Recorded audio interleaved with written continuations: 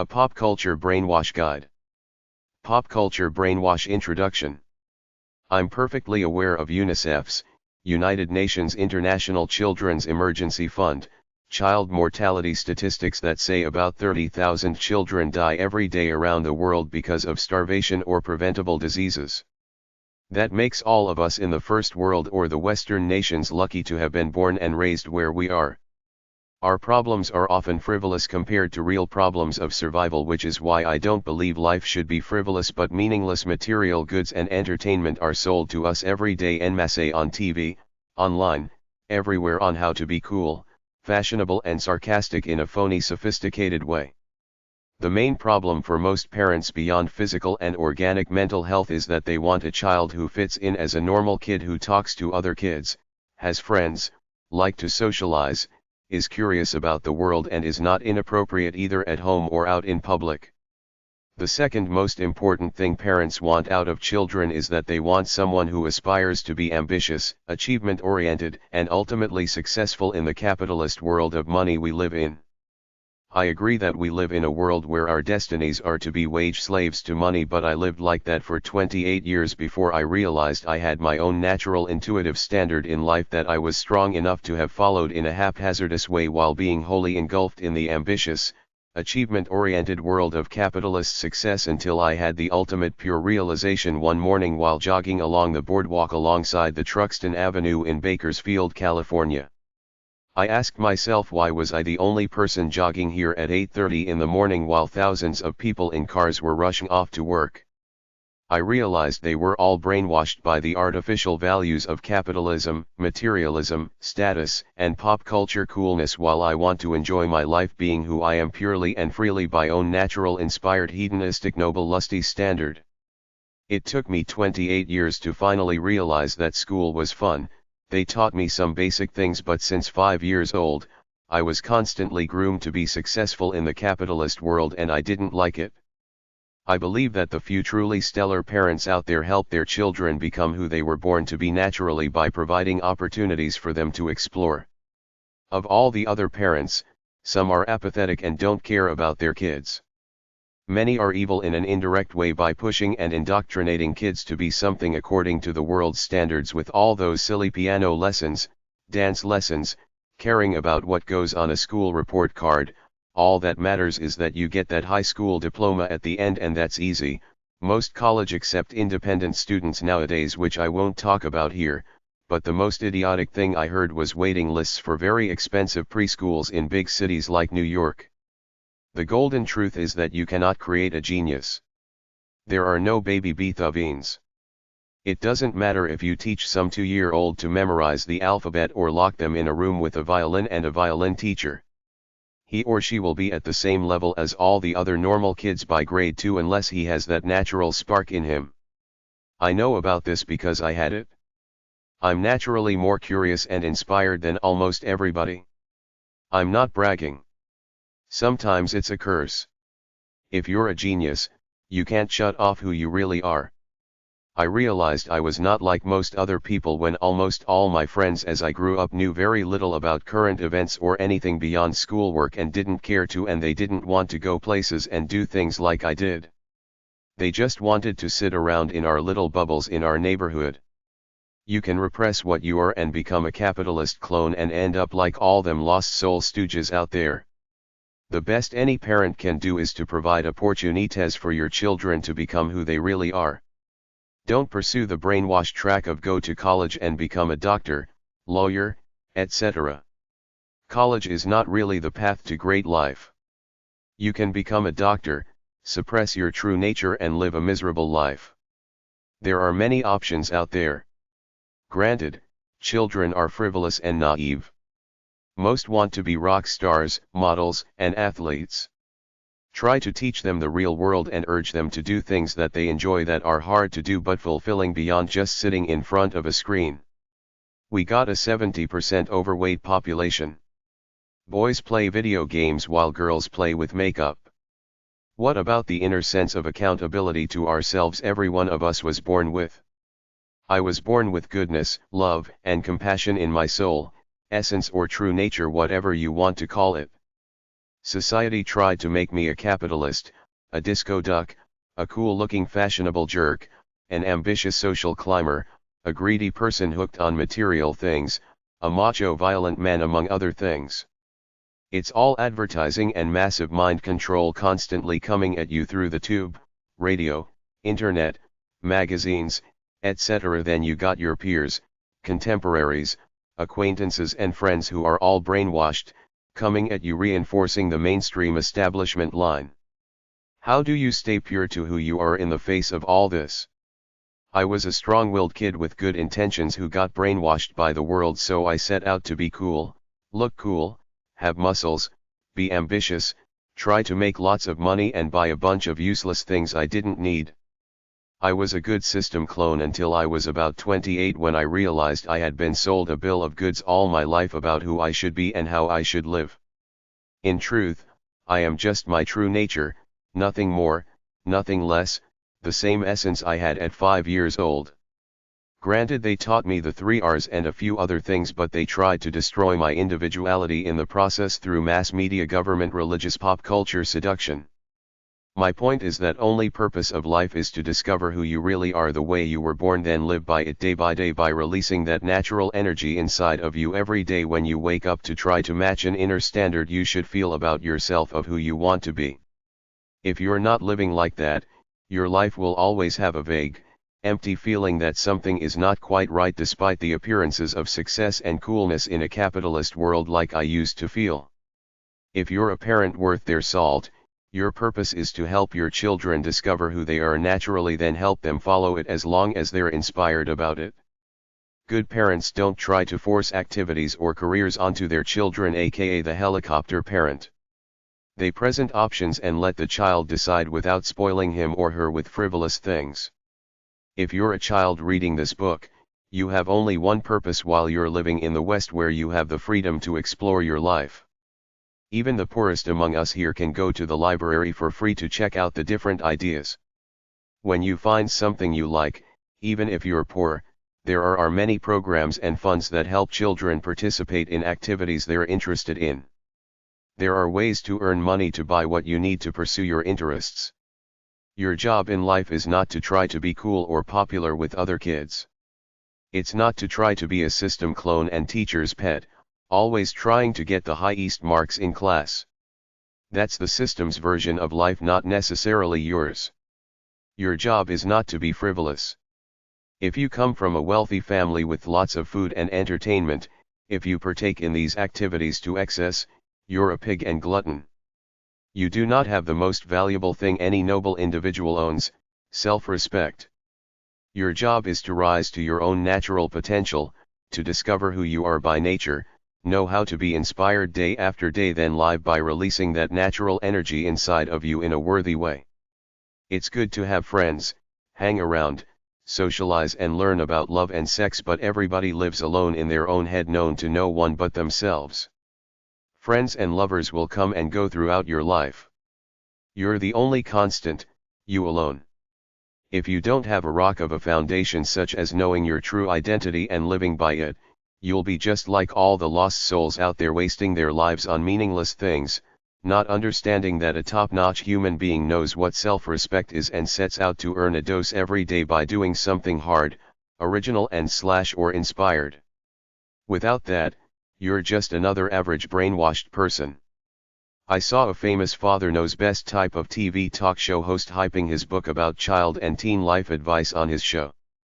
I thought it's good to be a positive force in society, but if you offer advice that is incomplete, one-dimensional, wrong, or follows some ideology you might have that is not freely thought out knowledge that everyone can relate to from their natural intuition, then you're a self-righteous liar preaching stupid rules and ideas that go against people's true natures. This is not a cutsy youth advice book telling you to eat your cereal, go to bed early and be disciplined. That's all one-dimensional advice that fails because it's not who you are in your true nature. I'm telling you to discover who you are in your pure essence. Don't make the big mistake thinking that other people, namely system-sanctioned professionals and the social sciences formal knowledge infrastructure, have wisdom about life that you don't know about. All the wisdom in the universe is inside of you if you listen for it. I went through the whole deal within society until I discovered that everything out there is someone else's truth, mostly a lie. There are standards of absolute morality like the Ten Commandments and the idea that you shouldn't take more than you need, but that's it. My wisdom is knowing my own natural standard in life and honoring it. This is as good as it gets. When someone throws artificial values at us, it messes weak, unenlightened people up, which is virtually everyone under 23. You can be intelligent, but most people do not get wisdom and enlightenment until they live alone for a while to experience life and think about it day after day. Just because someone gives you a stern look and pretends they're a pillar of the community doesn't mean anything to me, because I know that what I feel and think is the same as every man feels and thinks. You cannot deny who you are by nature. If you do, you will live a messed up, miserable life. We shouldn't deal with sex by saying be monogamous and that's it, because it's not true, but I won't touch that here. You live in your own head alone regardless of what social group or community you might think you're part of. Everybody is a loner going through life alone most of the time. A lot of young people don't know this. They give too much power to what the collective group says about them. You should listen to the voice within. That's the most powerful thing you own. As long as you don't break any laws, hurt people or animals, or do anything immoral, your life is yours to do with as you please. The problem is that a lot of young people buy into other people's views of life, plus they buy into the view of life marketed on TV. This book will help open your mind to the truth, which is that if you discover your true nature, then honor it by releasing most of that natural energy inside of you every day to do something good that you like to do and are proud of. You will live a much better life than most people. Chapter 1. Pop culture entertainment destroys people, especially young people. Media literacy/media education. Most powerful is he who has himself in his own power. Seneca. Just because something is on TV doesn't mean that it's important, true, or relevant to life. It's all about selling advertising. Content doesn't matter much as long as they can keep attracting viewers regardless of how silly the stuff is they put on. Most of what you see, even on reality shows and many news scenes, is created by media professionals then presented as real life. There is you and your true nature and the outside world. The only thing you really own is the sanctity in your soul. Keep it pure. Don't let any of the crap out there pollute you and give you silly ideas. Some people say that there is a secret group called the Illuminati who own and control most media. They try to brainwash the people and keep them stupid through what they show in order to implement their grand plan to take over the world, reduce the world population down to under 1 billion people and enslave the rest to do their bidding. They want to do this peacefully by subtly indoctrinating the people through TV. Watch the ads on TV sometimes. They seem so silly, yet that work because big companies wouldn't advertise if they didn't make money from them.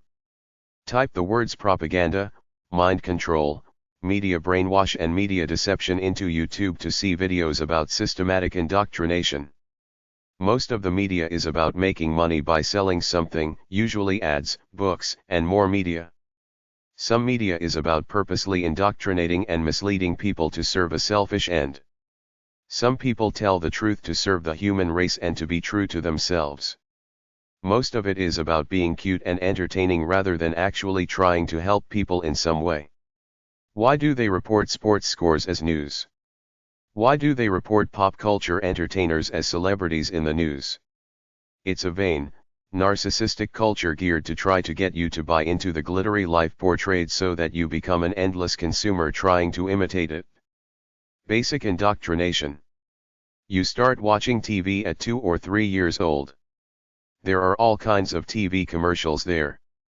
You probably start going to church at 4 years old. I was freely following my true nature at 5 years old. Then I went to school where they channeled my life down into about 10 subjects and taught me what success is according to capitalist standards. We're all victims of massive brainwash whether we realize it or not. In fact, the system is so good at brainwashing us that many of us think we're free even though we've been led along to subscribe to the standard version of the capitalist American dream without even realizing there are alternative options for people who choose not to follow this version of life. First they sent you to school with their hidden agenda and tried to produce a good worker who assumed the system would take care of you as long as you played by its rules, namely get their version of what they call an education, then get a dull job within the system with no forethought of exploring your life, finding out who you really are away from all that stuff and setting a course that comes from the pure part of you rather than just picking from among the options they offer. School may have given me the 3 R's, but they tried to destroy my soul in the process by channeling my mind into about 10 subjects and that's it, neglecting other things I might have liked that didn't fit into their mold, like hiking, nature, my personal whims whenever I got them, the aesthetics of life, my interest in animals, archaeology, ancient astronauts, Zachariah Sitchin's work, Dr. Gene Scott's work, UFOs, soulful pursuits, creative expression, musical rhythm, hedonism, sex, romance, money, real estate, business sense, libertarianism, the injustice in the world, the true politics of power, the adventure of life, health, medicine, the body, the stock market, computer skills, the exploration of the soul, the exploration of my physical limits through intense exertion, the search for euphoria, intensity, and transcendence, meeting a wide variety of different people, seeing a wide variety of different places, trying different things for the experience of them, watching good TV shows and old movies. Studying enlightened people of the past from Socrates to Edison on through to Timothy Leary, a study of man's great imagination in seeking out meaning through religion, sorcery, philosophy, New Ageism, politics, etc. They taught me about monogamous love as the key to happiness, but I later realized I'm a hedonist by nature, which I talk about in my love book. To control people, you have to get them to stop thinking for themselves. It's easy with pop culture entertainment. Get them hooked on wanting to be entertained by the latest cool stuff on TV and get them interested in following the lives of so-called celebrities. Kids want to be cool like the cool characters on TV. Many never outgrow this. As adults, they try to imitate the successful people on TV rather than living their own lives listening to themselves. They brainwash us to think that people called psychobablists know more about our lives than we do and we should listen to them. I say live for your own purity as a human being and don't buy into anything out there. The mass mainstream media has a piece of most people's minds. It is now possible to control and regiment the masses according to our will without their knowing it. Ed Bernays, the father of public relations. Media outlets in general need to fill their airtime with content, so if they're critical, nobody will want to be interviewed by them or let them in to do stories about them. Hence, the media has to be nice to politicians, business people, entertainers, etc. in order to ensure that they're invited to events and keep getting interviews when they want them. This is generally how it works. The few journalists who seek the truth no matter what are generally categorized as nasties, and nobody wants to give them an interview or appear on camera because they fear being ambushed with tough questions. Some guy on a Canadian TV show called Culture Jam about a group of people down on commercialism said the media doesn't play up to the corporations, they are the corporations. Look at General Electric, which owns NBC, and Disney, which owns ABC. The people with the money control media access, make politicians quiver and suck up to them, so they're the ones who control freedom of speech. In the US, there are about 4 megacorporations, ABC, NBC, CBS, Fox, who control all aspects of the media, TV, cable, radio, movies, books, magazines, newspapers, and because most are allied to each other via mergers and the same partial ownership interests in minor corporate entities, freedom of the press is effectively reduced to their collective point of view. They meet together at their conventions and conferences and plot their strategies on how to further pollute the minds of the citizenry by further saturating your mind with the mass media. Mind you, some is good but most is overrated cultural hype. What real human being really gives a damn about shopping for trivial material things or all that home decor, home improvement crap I've been seeing saturating the airwaves over the past several years? Who gives a damn about little trinkets and what your room looks like? It's all about them trying to put you into a mindset where you buy the stuff they advertise. They report what they want. You can rest assured NBC won't ever report an injustice caused by General Electric nor ABC with Disney, nor did they report the bill that was going through Congress that would have enabled the FCC to tax the airwaves, meaning them. It was eventually killed by their powerful lobbying interests. We live in a plutocracy, not a democracy. The ones with the money control the power. The ones who own the media control the minds of the people, as Marshall McLuhan said. The medium is the message, meaning most of us will internalize whatever they feed us on TV, radio, newspapers, and on the big mainstream internet websites that cover what is trending. Look at your typical newscast: 3 minutes of regional street crime, 3 minutes of world disasters, 7 to 10 minutes of superficial national and world politics, 4 minutes of weather, 4 minutes of sports. Where's the corporate crime, the corruption, the greed, the pollution, the plundering of the economy by the rich at the expense of the little guy, poverty, homelessness, the voice of the regular people, freedom of speech, citizen journalism? Who funds the news shows and the news networks? Look at the commercials. That's who runs your world, the capitalist quest for profit as opposed to the search for truth and the sharing of ideas. In a free country, why do you need to get a license from the government to start a radio or a TV station? Ask the FCC or the CRTC for Canada. Why should anyone have to regulate the airwaves? There is still free speech in America, but what's the good of it if you can't get mainstream media access? The guys and gals with their internet radio stations barely reach 3% of the mainstream audience. It ain't exactly like a major network. What are the major TV networks about? Pop star idols, cop shows, home decor, celebrity gossip, sitcoms, soap operas, etc. The mainstream media tries to make alternative viewpoints look stupid. If you don't believe me, read any story about Ralph Nader's life. This guy gets crucified for trying to do something good with his life. Some loudmouth Democrats were trying to blame him for their election losses. He's got a right to run just like anybody. They try to shame the people to conform to the status quo by putting out the idea that if you're not ambitious in the capitalist sense, not materialistic in the pop culture sense, and don't aspire to look like some guy in an ad of a successful looking businessman talking into a cell phone, or a gal in a Tampax ad acting all bubbly and pretty like she's worth it, you're not cool. This is power the mainstream media holds over the masses, the ability to define what's cool and what's corny. It does a massive effective job of controlling the minds and souls of most people in our society, whether you realize it or not. Where are the individuals who do not let this stuff influence who they are? Most people are brainwashed clones, whether they realize it or not, or whether they will admit it or not. For alternative thoughts, try AIM.org, Accuracy in Media, Grassroots.com, AdAction.org, and Prospect.org. Pop culture destroys people. 1. Pop culture entertainment is marketing hype of meaninglessness.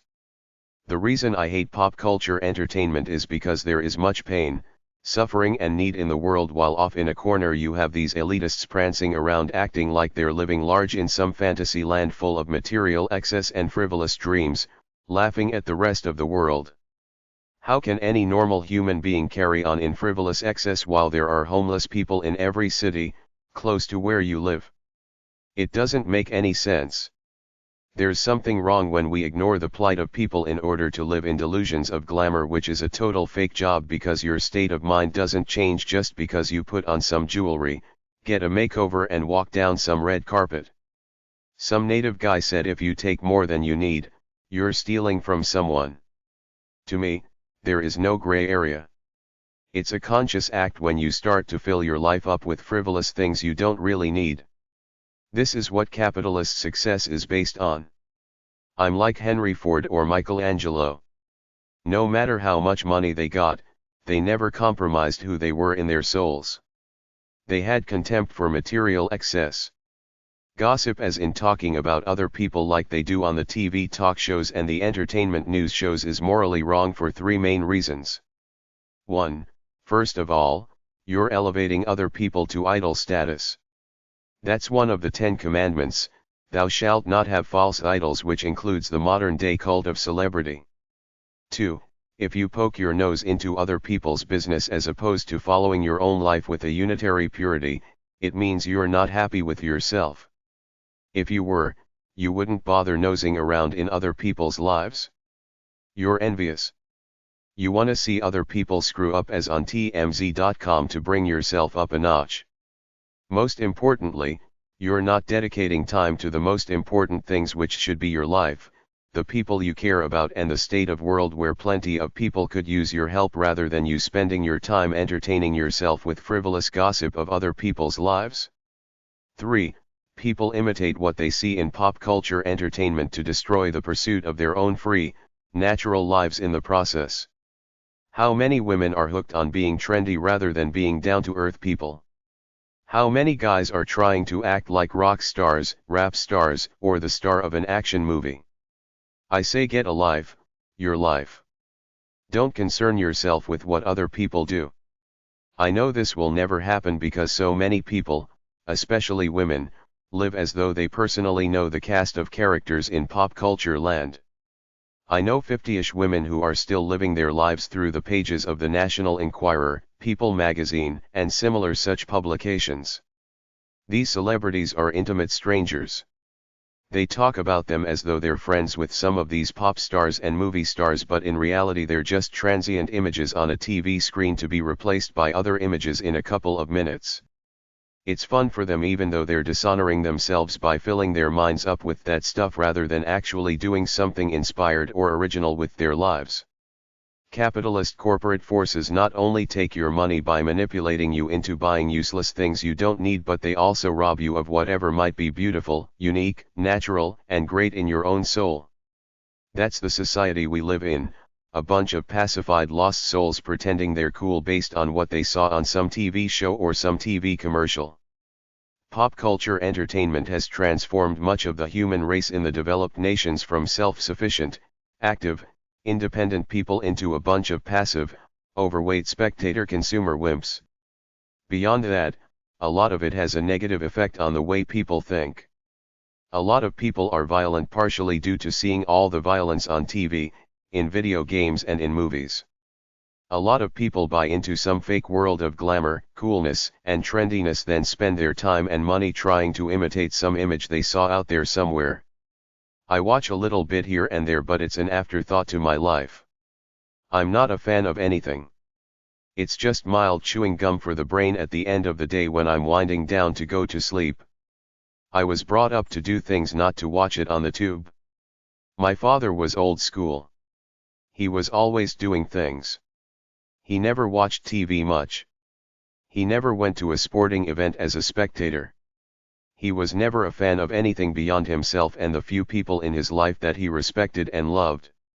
How can somebody doing something make me as a spectator feel euphoric, transcendent, and inspired?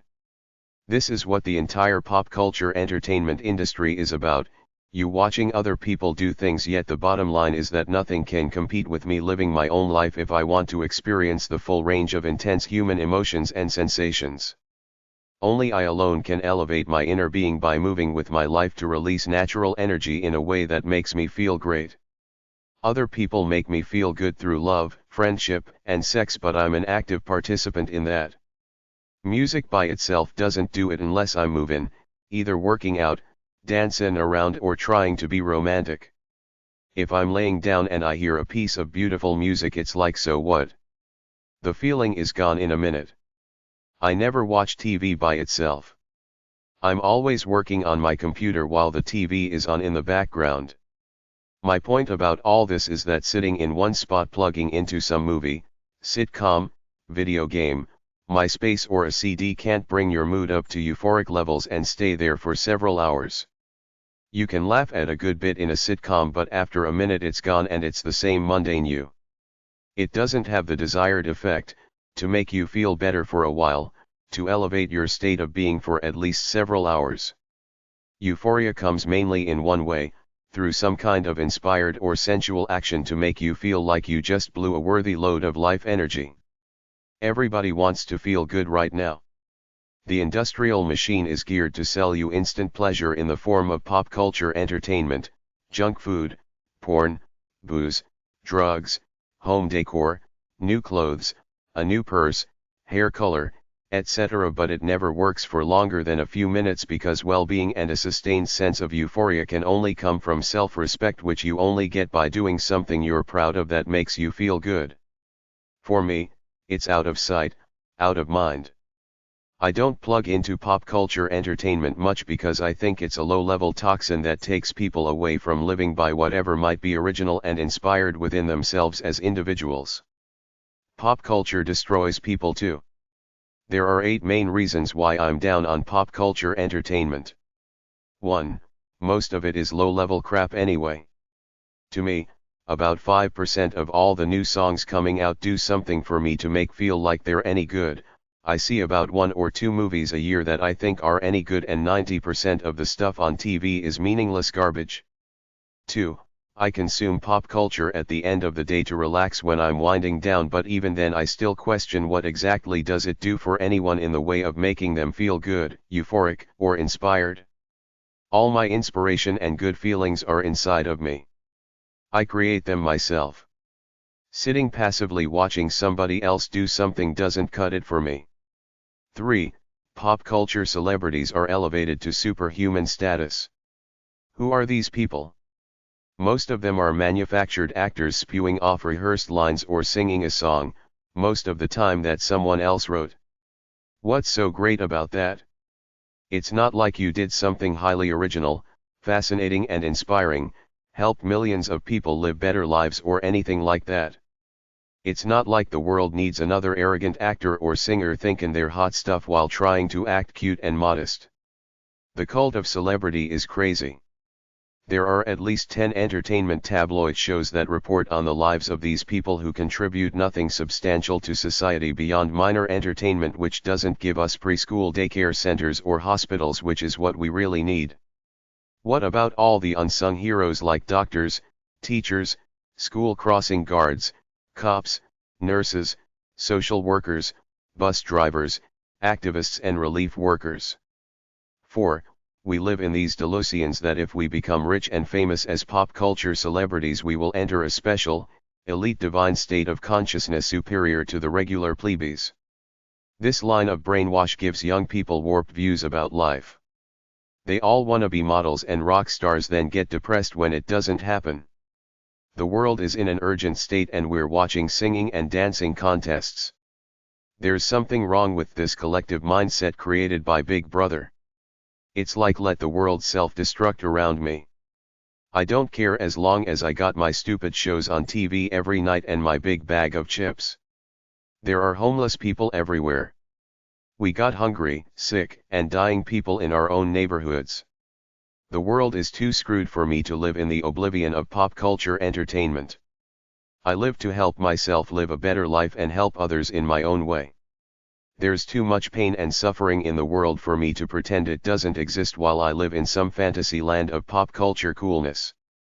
I can't buy into this fake pop culture world all based on selling something frivolous geared to keep us trying to get a good feeling from out there rather than focusing on living solid, enlightened lives for ourselves. In the Bible, one of the 10 commandments is thou shalt not have false idols. This includes human idols.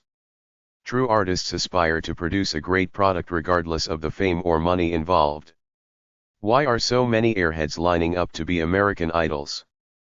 Nobody seems to bat an eye about how this reflects how messed up our society is when every second young person wants other people to look up to them because they sing a silly song. Who's left to do the real work, save society, or invent the next big thing? We should be praising real people doing honorable things as opposed to flakes doing frivolous things. 5. A lot of people are deluded by pop culture entertainment. They don't realize it's all a put on. That's why it's called the entertainment industry. Even the so-called reality shows start with a script, then they fulfill it. They don't just randomly shoot until something good comes up. If they did this, they wouldn't have many shows because most people, even celebrities, live dull, even pathetic lives day by day. By pathetic I mean that millions of people are addicted to something, be it pills, street drugs, booze, chocolate, ice cream, porn, soap operas, etc. Most people are insecure about their weight, status, how tired they look, etc. And this is multiplied drastically if you make your living from your looks. You don't see the real dirty stuff on TV. You watch some sitcom and you see these 20-ish kids living in lavish apartment working menial jobs and you think the real world is easy and everybody's walking around with these casual, fun, sarcastic attitudes. This is massive delusion. Many young people have no scope of all the pain and suffering in daily life everywhere until it blindsides them and reality hits. 6. I'm not a fan of anything except for myself, the few people and pets I love, and I feel for the downtrodden of the world. There's something intrinsically unhealthy about being a fan of anything other than yourself and your few intimates. You should never put any human being you personally don't know on a pedestal because we're all fallible, we're all human, and we're all dogs behind closed doors. Nobody gets up every day all bushy-tailed, bright-eyed, ready to help the world, or from the point of view of the cult of celebrity, nobody gets up every day, looking beautiful, feeling like $1,000,000, being friendly and nice to the world. You have to earn your self-respect and good looks through sweat, especially after the grace of youth is gone at 30. 7. The people running the entertainment industries take us for a bunch of chumps. They create their act then hype it up, manufacturing our ideas of coolness for us. We don't have much say in it. They manufacture what we watch and listen to and through hype, tell us who's cool and who's not. We're like a bunch of sheep who follow what we're fed. They put a dancing show on TV, then a poker contest, and all of a sudden we got dancing and poker sweeping the country. I'm insulted by somebody trying to define my life for me. 8. There was a community somewhere in the Rocky Mountains which never got TV until the advent of satellite TV in the 1980s. Then all of a sudden crime, violence, drug abuse, and teen sex shot up dramatically. They concluded it was the result of TV. Anybody who thinks all those violent TV shows and video games don't make people more violent is a fool. Why are so many people frivolous as opposed to trying to do something meaningful with their lives?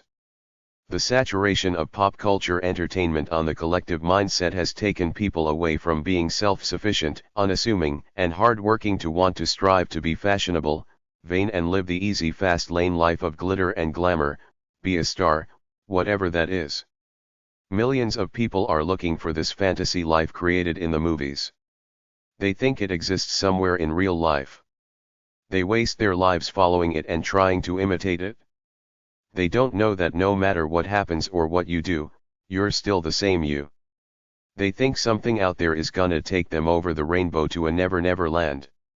They don't realize your capacity for happiness and sadness are within you. You create your life by how you live. The outside world can't help you much either way.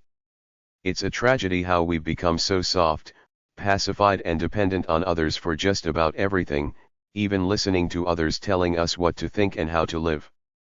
Pop culture entertainment is not harmless. It destroys many people's minds and souls. I spend my life trying to release whatever is inspired and original within me. I don't waste it watching professional sports. The athletes care more about the money than any team loyalty or your feelings as a fan, judging by how often they switch teams, and the people just take it. I thought it was supposed to be about some feeling of team community. You're all cheering for the same thing, to beat everyone and say you're special and superior, even though anybody that knows anything knows that on any given day anybody can win a game. Cooperation is better than competition in life, and it's all about money for the sports franchises, not about some emotional connection to the fan. They try to make it seem noble. It's all big business disguised as some phony emotional home team spirit. I wonder if some of these athletes feel contempt for the fans because they look like losers with no lives of their own, coming here to watch these guys to fulfill some sense of emptiness within themselves. If they were living great lives, they wouldn't feel a need to watch somebody else play some game that means nothing in the grand scheme of life. Grow up. Help some poor kids or spend time with your family instead of being a sports fan. If you really want to nourish your soul, go out and do something tough like walk or run 12 miles or volunteer to help out at a homeless shelter. That will make you feel better than watching anything could. Very few movies do anything for me. The only two I can think of are Grapes of Wrath, which was about the will of the poor and oppressed to keep moving forward looking for a better life no matter what, and Papillon, an adventure story about a guy who keeps escaping from a French penal colony in South America over and over again. Out of all the movies I've ever seen in my life, they're the only two that stand out as inspiring me or moving me in some way. The Fountainhead and Clockwork Orange were pretty cool, but I had to think about it to come up with them. The rest are a massive wasteland of lost memories. I can't remember them. It's all meaningless, disposable, transient images. America is not really the world leader in science and technology. Only a few people are the pioneers, doers, and shakers in American industry. Most Americans are content to spend most of their free time as passive spectator consumers of pop culture entertainment. We should do things for ourselves rather than allow ourselves to be entertained to the point of obesity, Alzheimer's disease, and the downfall of our economy. If you don't believe me, watch. Bread and circuses destroyed the Roman Empire, the decadence of the people in their desire to be constantly entertained. Why do I feel like Rome is burning while Nero is off playing his harp, oblivious to the serious state of the world? Our entire society runs on oil. Oil is not just used for energy. It's used in the manufacture of many goods. It never ceases to amaze me why the people that run the show don't feel urgent about converting our entire infrastructure to alternative energy. All the Arabs have to do is shut the taps off to start a world war. It's gonna run out regardless of what they do. What are we doing? Sitting here in ignorant bliss watching the next top model, geeks trying to be pop stars and the Pussycat Dolls. If you don't think there's gonna be an accounting and rude awakening at some point in time, you're living in ignorant bliss. America can plunge into a depression like the 1930s. There's nothing divine out there that can prevent it from happening. If it happens, pop culture reality won't be able to help you. The comfortable pop culture way of life is all set up for us. All we have to do is buy into it, work some job, eat good tasting junk food, consume the stupidity in the mass media, then buy the stuff the TV commercials tell us to buy. If you want to do something original and inspired from within yourself as an individual, you can't waste time plugging into this crap while the world is falling apart around us and we're oblivious to it as long as we can watch our favorite shows. Anybody over 13 who asks anyone else for an autograph should examine themselves to try to understand why they think anyone is more special than them. Chapter 2. A Cultural Brainwash Guide. I'm down on commercialism in the media. Virtually all TV and radio except for public stations is paid for by advertising. The advertisers are so powerful that they pay for it all. This is what runs the modern world, and if you don't think they're brainwashing us, you're a fool. Go to my rants on hair coloring and you will understand why I'm so anti-commercialism. When they convince millions of women that doing something as skanky as coloring their hair will make them appear glamorous when all it does is reveal how stupid you are to be brainwashed like that, you know you're living in a sad world. I feel some sadness about the loss of innocence in our culture. I believe in freedom in discreet settings, not everything out in the open all over the place. There's a time and place for everything.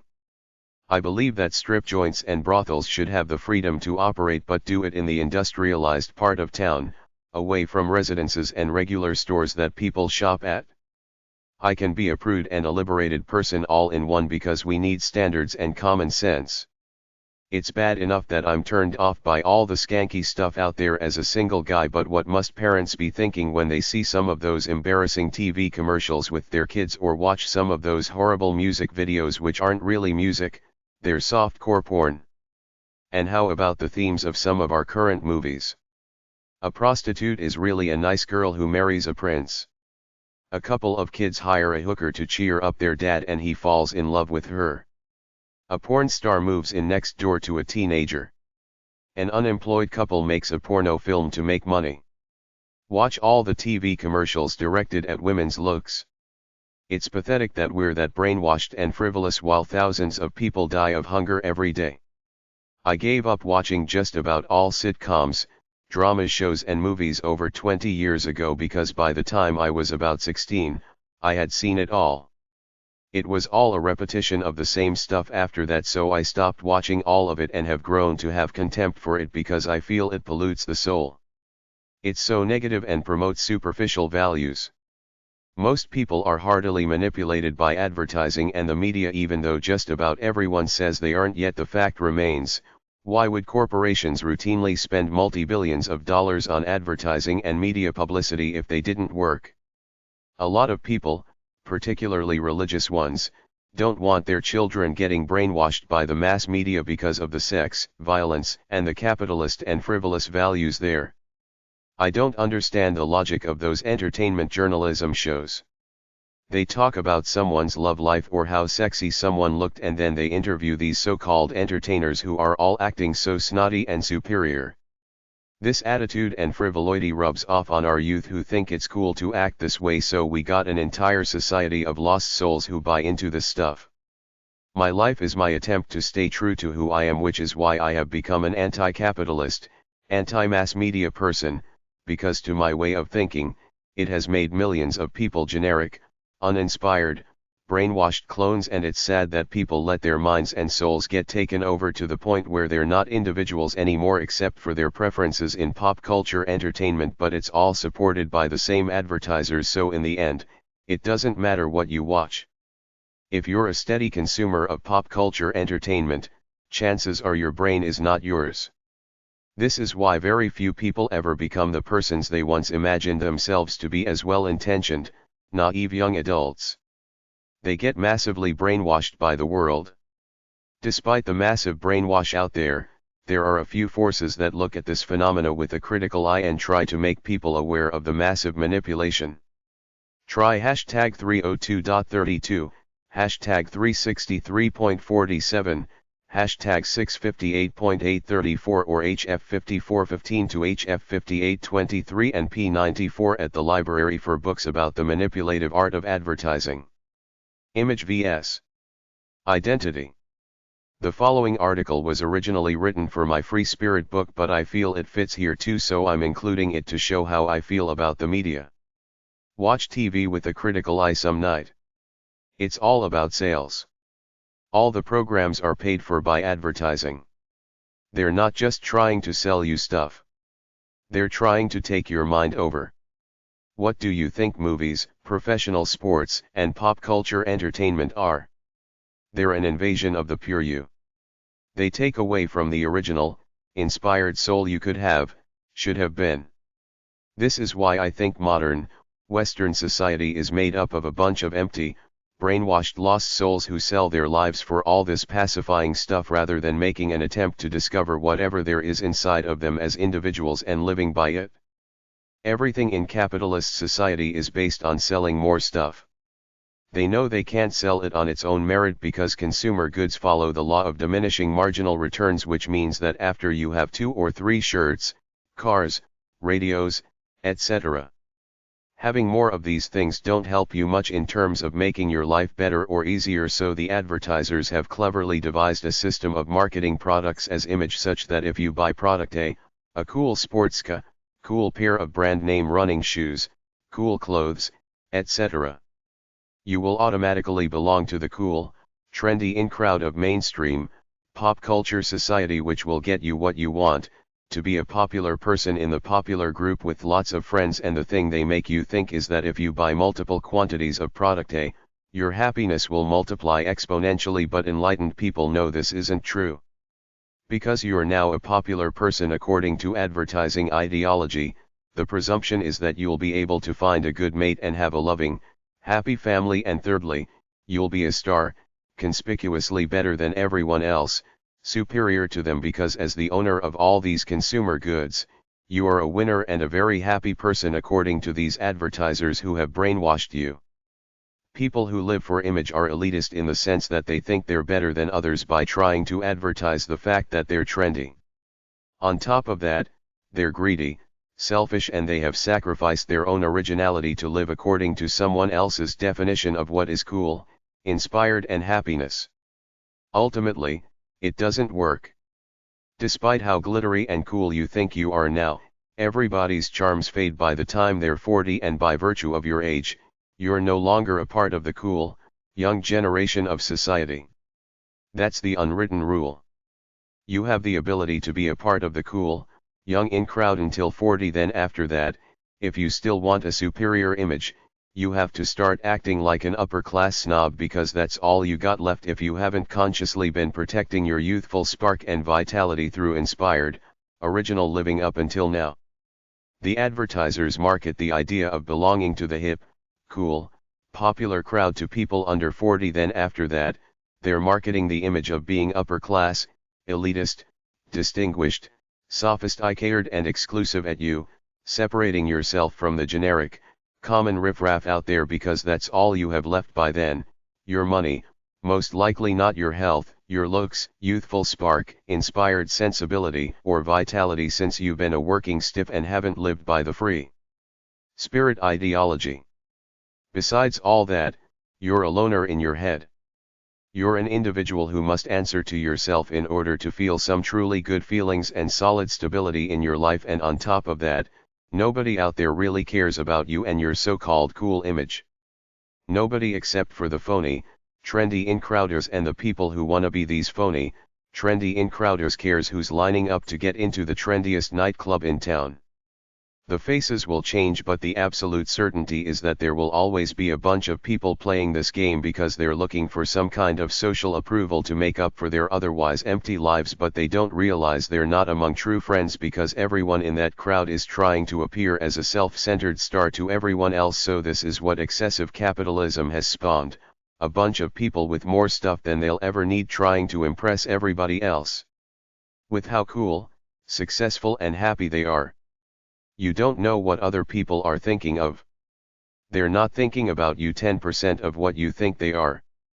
They're thinking about themselves, how cool and trendy they look, or what they have to do to make money and otherwise be happy. When you live for image, you're basing your self-worth on how trendy you look and what others think of you. As such, you're at their mercy. What if they don't notice you anymore or put you down? What about all those days when you don't feel like the cock of the walk? Live by the free spirit ideology, and you can laugh at the commercialized world full of all those brainwashed fools who have been brainwashed to think that owning more consumer goods than they need makes them happy, cool and part of the elite tribe of society. What a bunch of suckers, and that's the modern world for you if you choose to play that game and allow yourself to be manipulated like that.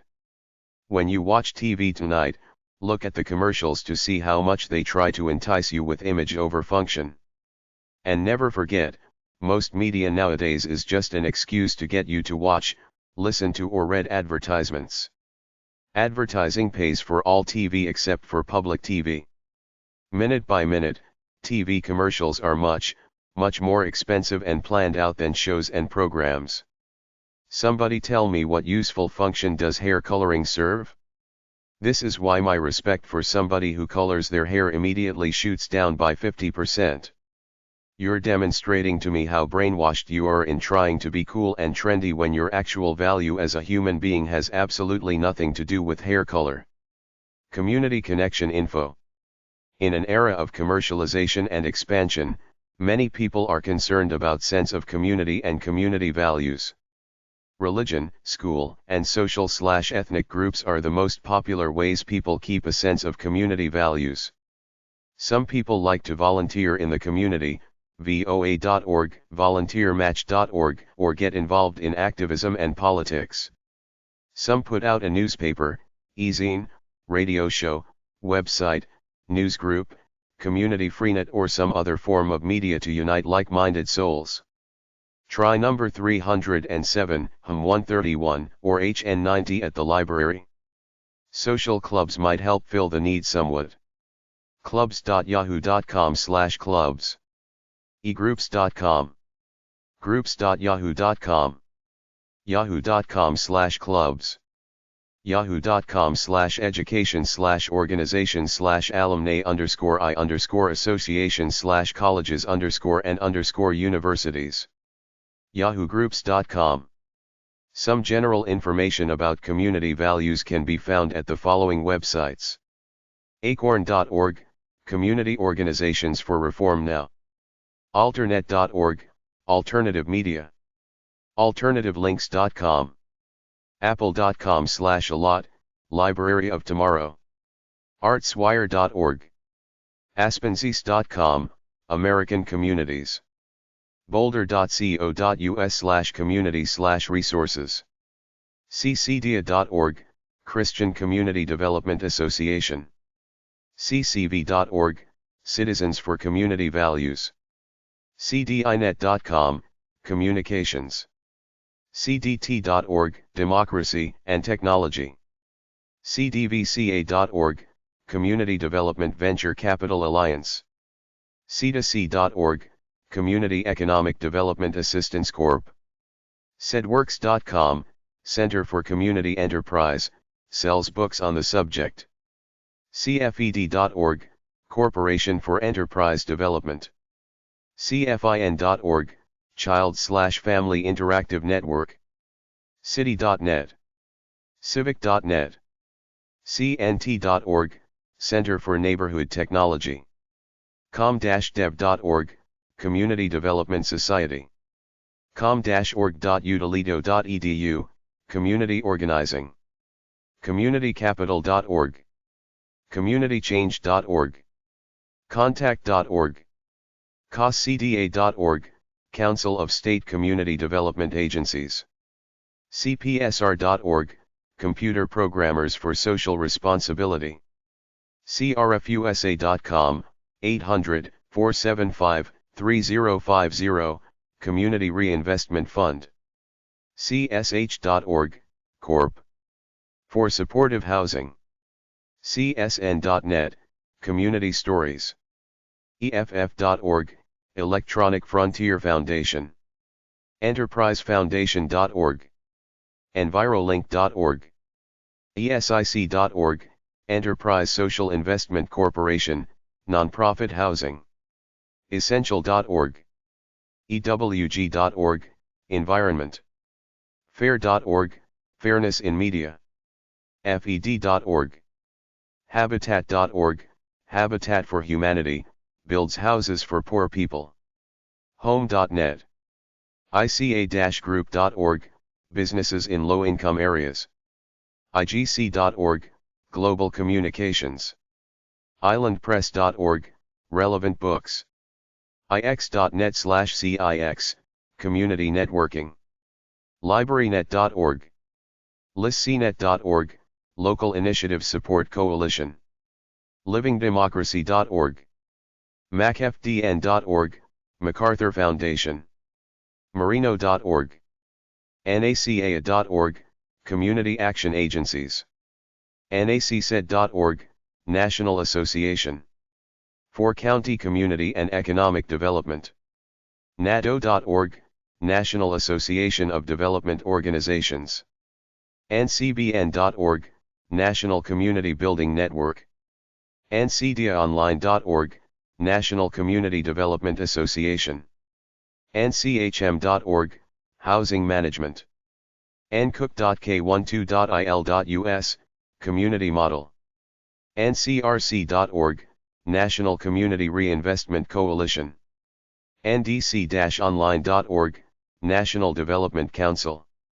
netlc.org, Economic Development and Law Center.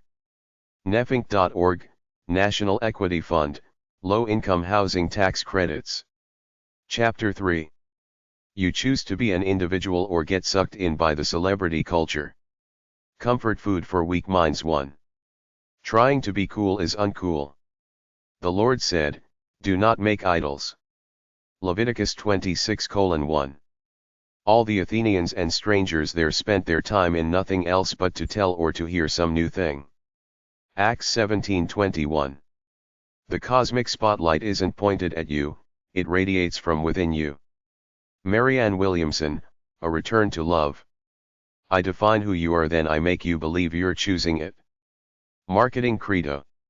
Until the rise of American advertising, it never occurred to anyone anywhere in the world that the teenager was a captive in a hostile world of adults, with his own morality and language, his difference from the world of adults a source of pride.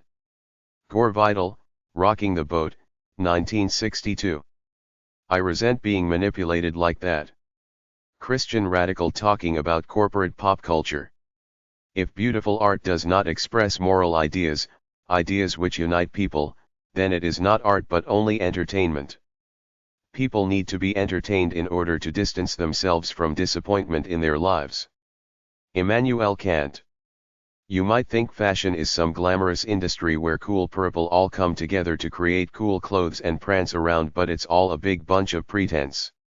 If something is really cool, why change it every 6 months in the name of fashion except to sell more meaningless product to suckers who buy into it? They take these tall, skinny girls, put ridiculous costumes on them, they prance around some stage-like thing called a runway and they all pretend it's cool but it's ridiculous. Then some asshole comes prancing out calling himself or herself a designer. Why don't you design something useful if you're really a designer? I feel like the kid in the Emperor's New Clothes if I ever watch a minute of it on TV. In a media-driven, capitalistic world, pop culture has destroyed the purity of millions upon millions of unsuspecting souls because they're not wise enough to see that the large majority of this stuff is just generic crud as opposed to true art meant to make them eternal consumers looking for a thrill beyond themselves to titillate them for a moment or two, not to mention the stars many have in their eyes about imitating some pop star or aspiring to be like some manufactured vamp on the cover of a teen queen magazine in order to get famous. Another lie that Big Brother dangles in front of us pretending it will fulfill us and give us peace, but the only way you get peace and fulfillment is from within, not from strangers recognizing you and telling you how great you are, unless, of course, you're a flake and you need the stuff in order to feel good about yourself for a minute or two, which is about as long as it works for, if that. For enlightened people, neither praise nor criticism phases them either way. From my vantage point, pop culture has created one great mass of generic humanity among the weaker, unenlightened, brainwashed among us, which is quite a high percentage of the general population. I ask one question only: where is the soul, pure you were born with? Where is the manifestation of your divine spark that is you, the individual, and your regional culture with your kindred spirit friends in your neck of the woods, as opposed to one massive Pepsi generation of generic conformity to some phony ideal of what's off the hook, which is supposedly the latest phrase describing cool gear to make you spend your cash one way or another for a temporary thrill that can't come close to living life by following your soul, the natural, inspired potential that was placed in there when you were born, instead of just being some generic pop culture clone like just about everybody else out there. Big Brother has done a great job of making a lot of people think they're cool and original if they follow the trends put forth by the corporate forces creating this stuff in order to sell product. It's kind of funny, a bunch of people suckered into conforming to Big Brother's version of cool and original who end up being a bunch of clones all thinking they're cool and original, but they're really a bunch of suckers imitating what they see on the box, which is reinforced when they all imitate each other. Whether you yourself are an artist or watch the so-called artists in the pop culture world, you always know their worth by asking the following question: are you or they an honest artist doing what they truly feel is good and worthy from within themselves, or are you or they simply pop culture clones trying to follow current trends to cash in and be recognized as a cool, fascinating person? A true artist does whatever it is they feel from within without regard for response from the outside world. They know that what they're doing is good, worthy, and right, and don't particularly care what the small minds of the world say about what they do. A true artist puts you in touch with the transcendent and divine. Everything else is generic crap, i.e., pop culture, chewing gum for one-dimensional, brainwashed people. Pop culture entertainment, through its portrayal of transient sensations of easy-breezy coolness and frivolity, has one purpose: to make you feel inadequate and inferior such that you buy the products the corporate machine is advertising there in an effort to bring yourself up a notch and be part of this glitzy standard of glossy people and glitter you see plastered all over the TV, radio, music videos, frivolous magazines, etc. Some of these people spend 2 hours or longer in the makeup chair to create some fantasy look for an interview or performance. My fantasies in my own mind are superior to all of them, just like your personal fantasies should be more entertaining to you than all this crud out there.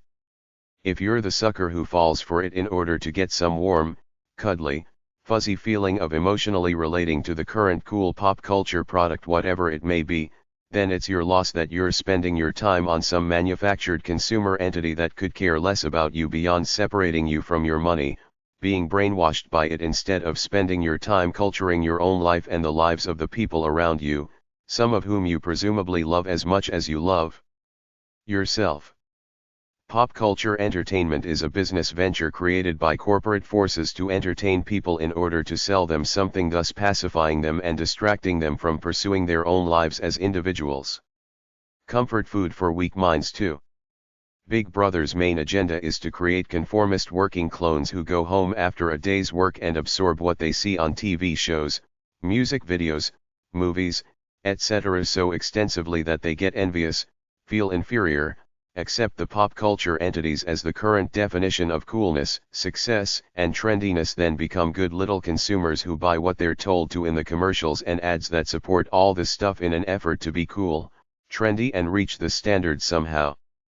The underlying agenda for corporate interests is to put forth the perception that the people in the pop culture arena who are on TV, in movies, and on music CDs are more special than the average citizen out there, so this becomes the standard of fulfillment and happiness to aspire to for all the empty, brainwashed people out there who think that there actually is a place in the real world where people are acting like they do in sitcoms, soap operas, TV commercials, music videos, on a fashion runway, etc., and everybody is having an easy breezy, fun, frivolous, great old glamorous, affluent time together with nothing much better to do than to sashay around looking good, going shopping and checking out the tabloids to marvel at the beautiful people in People magazine. The general line of thinking is that the so-called celebrities, who are a part of this glamorous facade of pop culture entertainment, are special, advanced, rich and blessed icons for the ordinary masses to envy, then spend their time and money trying to imitate, because this is what corporate commercial interests have defined as where it's at. They want people to feel inferior, insecure, and inadequate, such that they're constantly buying and consuming product in a neurotic effort to be a part of this phony cool pop culture image that the corporate heads put forth as fly, when the truth is that all this stuff might be comfort food for weak minds, but for truly enlightened people, it's just a bunch of bull that does nothing for the way they feel inside to strive to live out their lives as the primally inspired, free beings they feel naturally within their divine eternal souls. This is the big difference between an enlightened person and any trendy-looking, brainwashed pop culture clone out there. The enlightened person has the sense within him or herself that they're following their true essence as an individual, while the pop culture clone is just some lost soul looking to the latest crap on MTV or People magazine to give them some direction and a warm, fuzzy feeling inside that they're connected to these supposedly cool, happen propel by virtue of trying to act like them. Enlightened people know that despite the facade most people like to put out about being free and independent, because this is part of the standard image of being cool, to act like you're free and original, the truth is that most people are brainwashed clones without any sense of originality or uniqueness within themselves, without any intense inspired action in their lives. The second somebody starts talking to me about pop culture, like some older girl I met who said she was in a May-September relationship like Demi Moore and Ashton Kutcher or whatever his name is, I know they're brainwashed souls. I have contempt for people pretending to be celebrities. Ain't no such thing except for media hype. Ain't nobody's poop smells prettier than anyone else's, so don't try to get me hooked on some phony fantasy land filled with gold-paved streets somewhere in pop culture land. They're supposed to be special because they sing a song, dance a jig, or spew out rehearsed lines in some sitcom or something. It's not like they've done something original, incredible, or helped the world community in a significant way, which is why I don't get it, this brainwashing effect about how pop culture is so cool and happenin'. If these people are our modern day heroes manufactured for mass consumption, no wonder the world is in a mess. All you plebeies out there who envy the glossed up characters on TV and want to be like them are the inferior unwashed masses who don't measure up because you're not as special and talented as they are. But if you spend your hard-earned money buying all that hair coloring, those overpriced sneakers, fashionable clothing, those tongue rings, and that eye makeup the corporate machine wants to sell you, you can get this feeling inside that you're worth it and fit into the tribe of cool people. The problem is that nobody tells you and you don't realize it's all an illusion to sell products and give the people in the entertainment business the feeling that they are on the cutting edge of life, which is all a lie because the product is almost always generic crap void of true highly inspired, original artwork. Secondly, there's no glamorous place anywhere on the planet where a bunch of fascinating people are all hanging out having a great old frivolous fun time together, because just about everybody in the pop culture entertainment industry has a huge ego who's trying to impress everybody else as to how advanced and special they are. This makes them jealously cutthroat of anyone who looks better or can perform better, and there are always 1,000 people lined up behind any one of them ready to take their job if they can't hack being a so-called star. I have nothing against the people who work in pop culture entertainment, most are just brainwashed victims trying to make a living and be admired by the unwashed masses. I'm against the tremendous indoctrinating force it has exerted over much of the population, firstly, instilling itself as the purveyor of coolness, trendiness, wisdom, and even enlightenment, such that if you're not into the latest hyped-up piece of pop culture trash, you're somehow not with it, behind the times, corny, uncool. But if you are into it, then you're supposedly cool as defined by society. To people like me, if you follow this stuff thinking you're fly, happening and on the cutting edge of life, you're not cool. You're a brainwashed clone thinking that by associating yourself with these pop culture entities being manufactured and hawked by big corporations that you belong to the hip, with it, fly, cool tribe of society. But you're really a sucker for wasting your money, time, mind, and soul on it. This is the lie that has kids, teenagers, adults, and even seniors wasting their money on CDs, video games, DVDs, trendy clothes, overpriced sports cars, big houses they don't need, swimming pools they barely use, crappy, hyped-up movies, etc. Most of which, in my opinion, aren't worth wasting the time to watch or listen to. But the brainwashed pop culture clones take anything that's fed to them and parrot each other saying how cool it is because it's the latest thing being hyped up over the airwaves. Comfort food for weak minds. 3.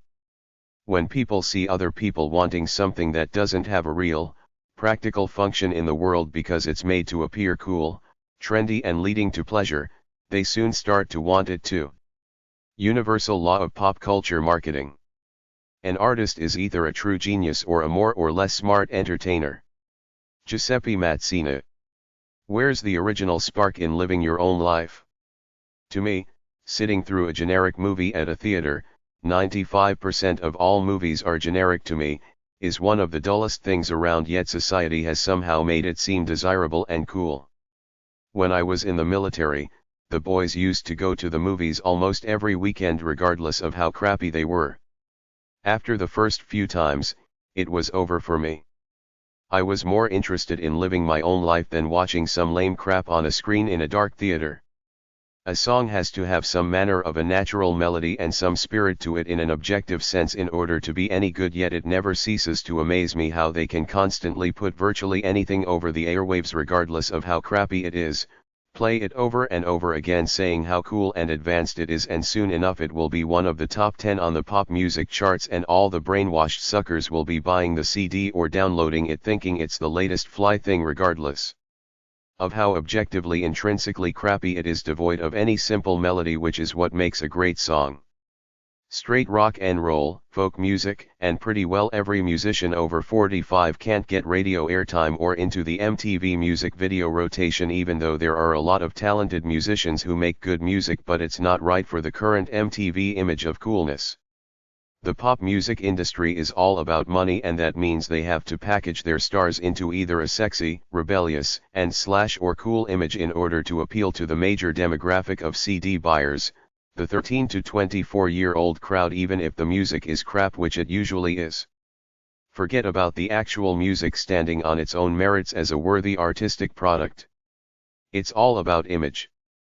Pop culture entertainment is not just a harmless form of escapism for much of the population where they relax and unwind at night after a hard day of work, school, etc. It has become a substitute for people living their own lives as individuals by filling them up with this stuff so much that it invades their personalities and destroys their souls. This is what everybody seems to be filling themselves up with, so it's like a chain reaction. Weak person Johnny Boy thinks it must be right and cool to be a pop culture clone, while a guy like me wonders if there are any pure people left, able to see past all this stuff to be who they naturally are, living their own lives as original, unique, inspired individuals the way they were born, without trying to put some pop culture airs on about how funky, fly, happenin', cool, trendy, punky, witty, funny and sophisticated they think they are. The corporate forces of the consumer world in general, not just the pop culture entertainment industry, since it's all interrelated, designed to create consumer clones and sell product, have ingeniously indoctrinated the bulk of society to be a bunch of sheeple living comfortable, limited lives, reading their frivolous tabloid magazines, watching their sitcoms, music videos and the latest movies being hyped up without even realizing they're being massively manipulated, thereby wasting the finite time of their lives being passive consumers taken care of by the benevolent charms of Big Brother, rather than actually trying to explore who they are as individuals through intense living on their own terms. They choose, instead, to be consumers of that fake world of glittery, soppy so-called entertainment which sucks out any spark of individuality, intensity, and vitality for the experience of life that they might have been born with. Even the so-called artists are a bunch of pop culture clones trying to imitate the current crop of pop culture flakes without doing anything original on their own, which is what an artist is supposed to do. If you're one of those brainwashed pop culture groupies who think that these people are so cool that you admire them as advanced, exciting, and divine beings and strive to be like them, as evident by all the people trying to get their 15 minutes of fame on them idle reality-type TV shows, good for you, but you're in for a rude awakening. There's no place on the planet nearly as chic as the phony glamour scenario they portray through the pop culture entertainment business, nor is there any place where all the people are united as friends in a glamorous, frivolous headspace, because most of these types of people are very insecure and competitive about how beautiful, talented, and special they are, so they're all worried and scheming about how to keep their image superior to that of others. There are some genuinely nice, talented people in the entertainment industry, but by and large everybody's insecure and scheming, hanging on by the skin of their teeth because they know how unoriginal and expendable they really are. In any acting role, the director has hundreds of people to choose from, all equally qualified to do the job. All actors know this, which is why they're so insecure. Their fate is in the hands of someone else. It's not like a true, pure artist who does whatever it is he or she does because that's who they are, the way they were born. An actor has to please the casting director, producer, investors in the project, etc. The few lucky ones who make it will achieve transient success, then become the past flavor of the month as someone fresher takes their place. A true artist does whatever it is they do because they must, because it's something inside of them regardless of feedback from the world, either good or bad. Yet most people in the pop culture entertainment realm are manufactured clones, doing what the suits in the corporate office tell them to do, not expressing themselves as original human beings, true to who they really are. They and their handlers create some phony, cool image glossed over with some phony facade of sexiness and run with it all the way to the bank for as long as they can, because they know the public will get tired of their images soon enough and want another one to keep them entertained. Music videos, TV shows, movies, amusement park rides, frivolous magazines, video games, and all the consumer products they market as pop culture entertainment are geared to make you feel good, but it's a transient kind of good feeling, like a blip on a screen. No sooner than you get one dose of pop culture pleasure than you move on to the next, because it has no substance, it does nothing solid and positive for the spiritual inspired sensuous pursuit of life. None of this stuff can remotely compete with releasing the natural inspired spiritual and sensual energy you have in your soul that you were born with, which is why I know I live in a lost society surrounded by a bunch of people brainwashed by their culture, imitating pop culture icons and trends, thinking they're cool as defined by the system. Young people, in general, pride themselves on being original, rebellious, and different, but the hypocrisy is that most of them buy into the pop culture version of what's cool rather than being true individuals. So what you got is bunch of young people perceiving themselves as alternative, enlightened, cool, happenin' people on the cutting edge of life, but what they really are is a bunch of conformist clones all doing the same corporate-induced things to assert their fake uniqueness, things like Pretending hip-hop and rap is really great music, wearing tongue and eyebrow piercings, having a Nike logo on somewhere, wearing baseball hats backwards, wearing baggy clothes and so on and so forth, all stuff that they imitated from some phony place in the pop culture realm rather than saying screw all that brainwashing crap, I will be myself, do what I want, and if it doesn't fit into current pop culture standards, so what? I got my own mind, I live my own life. Nobody brainwashes me to try to get me to think that some punk-ass rapper is supposed to be some cool dude when he's really just a punk-ass who got lucky that some corporate suits decided to hype him up as the latest cool person on the airwaves.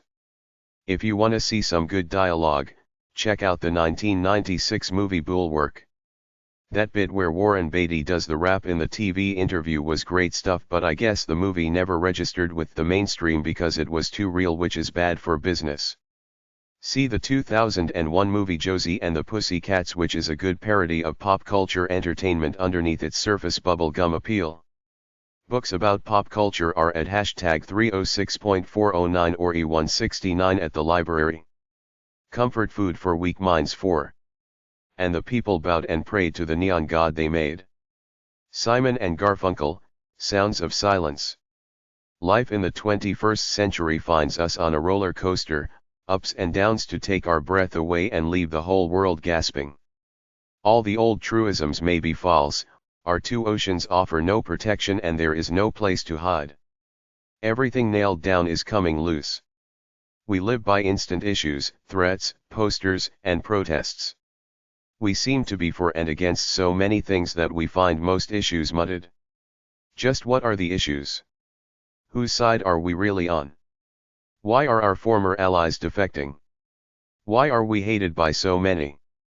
Plagued by earthbound problems, we move into outer space. The costs are enormous and so far, the results are questionable. Our astronauts transmit back pictures of Earth, a small orb floating in a cosmic sea. Why do so few people vote, or cope? Are we sacrificing civil rights for the terrorist threat?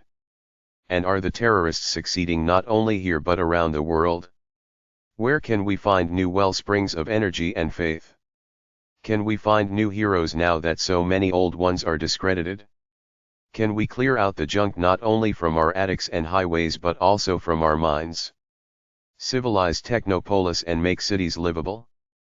I do not imply that our end is near, but our utopian dream of turning the globe into a free trade shopping mall, commanded by dollar diplomacy, monitored by computers and technology, may be yet another utopian dream.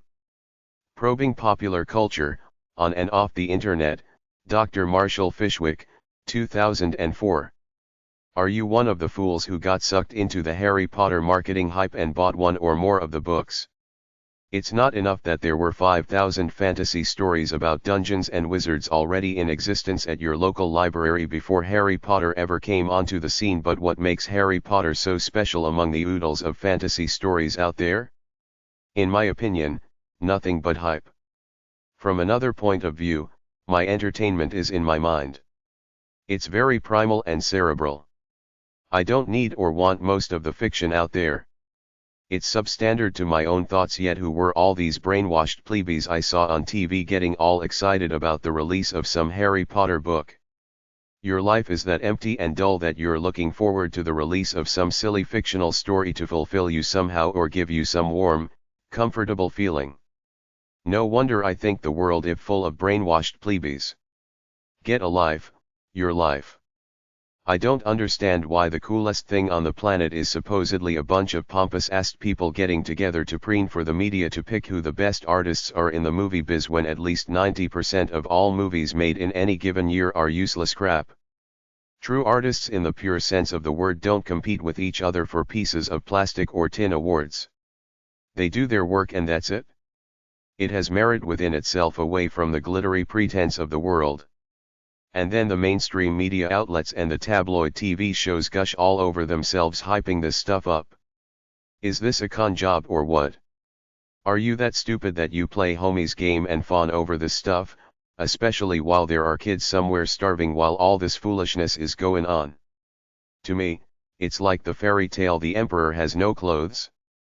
They're telling us that these people are supposedly the cool, glamorous people special enough to do this privileged job of making these crappy movies, but if they were really cool, they'd give this phony pretense the finger and go off and do their own thing without playing this silly game of look at me, ain't I special?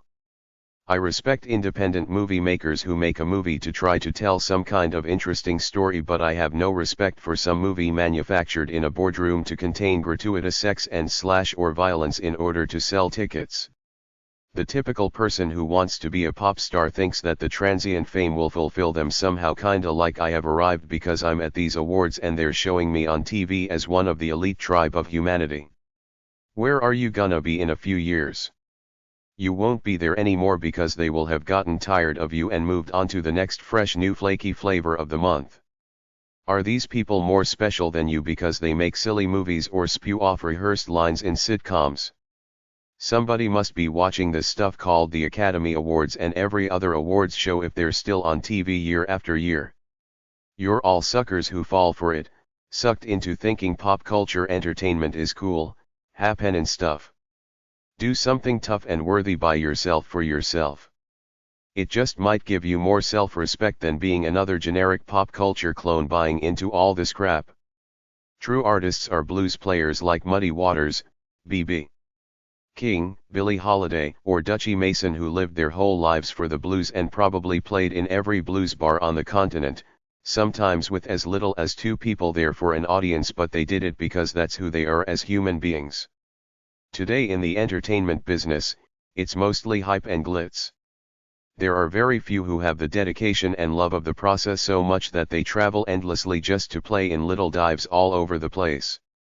In this modern era of technology, pop culture entertainment has replaced true art and religion to become the opiate of the masses by trying to titillate and entertain them with transient, amusing images that serve no useful function for the spiritual, sensual, and inspired pursuit of their lives, even though it serves a useful function for the corporate owners to make money by either charging the consumer for the pop culture product or charging advertisers to sprinkle their advertisements in. Amongst the programming they supposedly show the populace for free, but it's not really free. The cost is a weakening of a person's mind and soul. The more time you spend as a passive consumer of pop culture entertainment, the less time you spend doing something original, inspired, useful, loving, or sensual with your life. It leads to a denial of who you are as an individual. It wastes the valuable, finite time of your life, indoctrinates you to the corporate capitalist agenda and to a general overall frivolous mindset about aspiring to be trendy and cool as defined by the system. People, in general, who buy into pop culture entertainment and plug into it en masse are people who live such boring, uninspired lives that they sacrifice whatever individuality and vital spark they might have for their own lives in order to allow themselves to be spoon-fed this pablum by the system. Granted, some pop culture entertainment is true, worthy art. Personally, I'd say 90 to 95% is superficial, frivolous, useless product without even modest entertainment or inspirational value to me. 5 to 10% has objective artistic integrity or objective entertainment/inspirational value. An artist's job is to stimulate thought and create a sense of inspiration for some aspect of life, but I rarely see it in the pop culture product of our times. If it doesn't do this, to me, it wastes my time, does nothing useful, and could negatively affect people by filling them with all kinds of unreal ideas about the frivolity of life and ease of violence to solve problems, as with so-called action movies and every cop show out there. Sitcoms and other shows like that make it seem that acting punky with a sarcastic sense of humor is a positive way to be. It gets the canned laughter on the TV shows, so millions of brainwashed plebeians try to imitate it in order to appear to be cool and happenin'. It's monkey see, monkey do. The reason I'm so down on pop culture entertainment is that a large percentage of the people I meet and currently know are pop culture clones to some extent with no true pure individuality, even older people who you'd think would be over that stuff. When I meet someone for the first time, I subtly probe them for how much they own their own minds and their own time versus how much they've given them over to the pop culture world. I'm looking for someone being real as to who they are versus someone putting on phony airs about how beautiful, worldly, trendy, sophisticated, educated, advanced or glamorous they think they are with some punk-ass sarcastic, stupid sense of humor they think is cool because they saw some snotty-ass punk in some sitcom act that way, or at the other extreme, you got the serious, pseudo-intellectual media junkies parroting everything they see in the mainstream news thinking it makes them sound advanced, with it, on the cutting edge of the intellectual precipice of humanity. I don't come across people who see past all this stuff very often, but when I do, it's like a breath of fresh air to see someone who doesn't let that media-driven world affect who they are, especially all those people who claim to be so down-to-earth and sensible, yet when you see guys wearing earrings, baseball hats on backwards, the latest trendy clothes, nose, eyebrow, and tongue piercings, and then every second girl coloring her hair, you can't help but think how fake, conformist and lost they all are, while pretending to be so free, rebellious, natural and real. Anybody can stick a piercing on their eyebrow or wear the latest jeans, but it doesn't make you a fascinating, trendy individual. It just makes you another generic brainwashed clone. The only truly original people are those who take inspired action from the soul for what they feel within themselves that's right, good, tough, intense and worthy, and the number of people who are really like this, not just deluding themselves into thinking that they are, is a low percentage of the population. What does hair coloring have to do with who you are as an individual?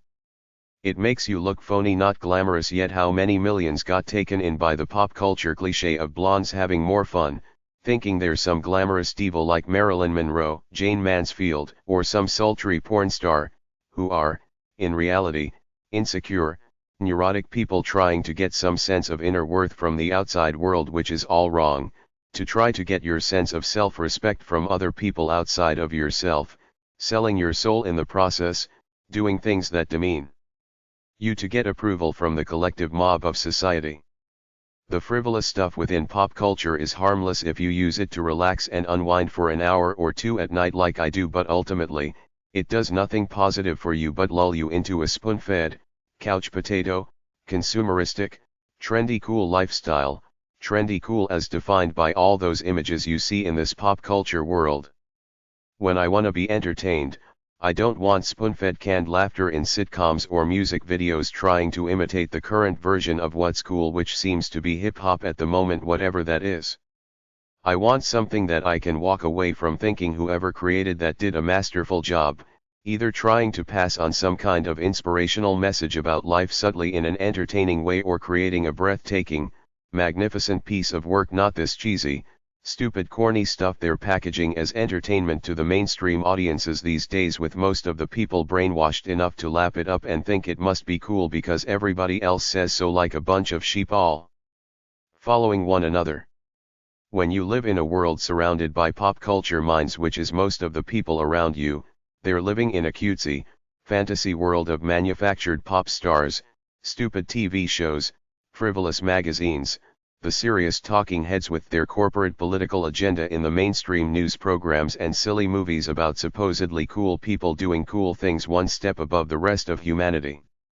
The corporate, pop culture forces have dumbed us down so much that most of us indulge in this cheap thrill entertainment to the extent that we've lost sight of the essence that is us as individuals, the divinely inspired purpose of life, if, in fact, it is divinely inspired, the meaning we give to our existence in general that enables us to live day by day as happy, complete individuals, and our attempts to discover the higher forces of the universe, whatever they may be, either a spiritual God, highly evolved extraterrestrial beings, or some other force as of yet undiscovered and not understood.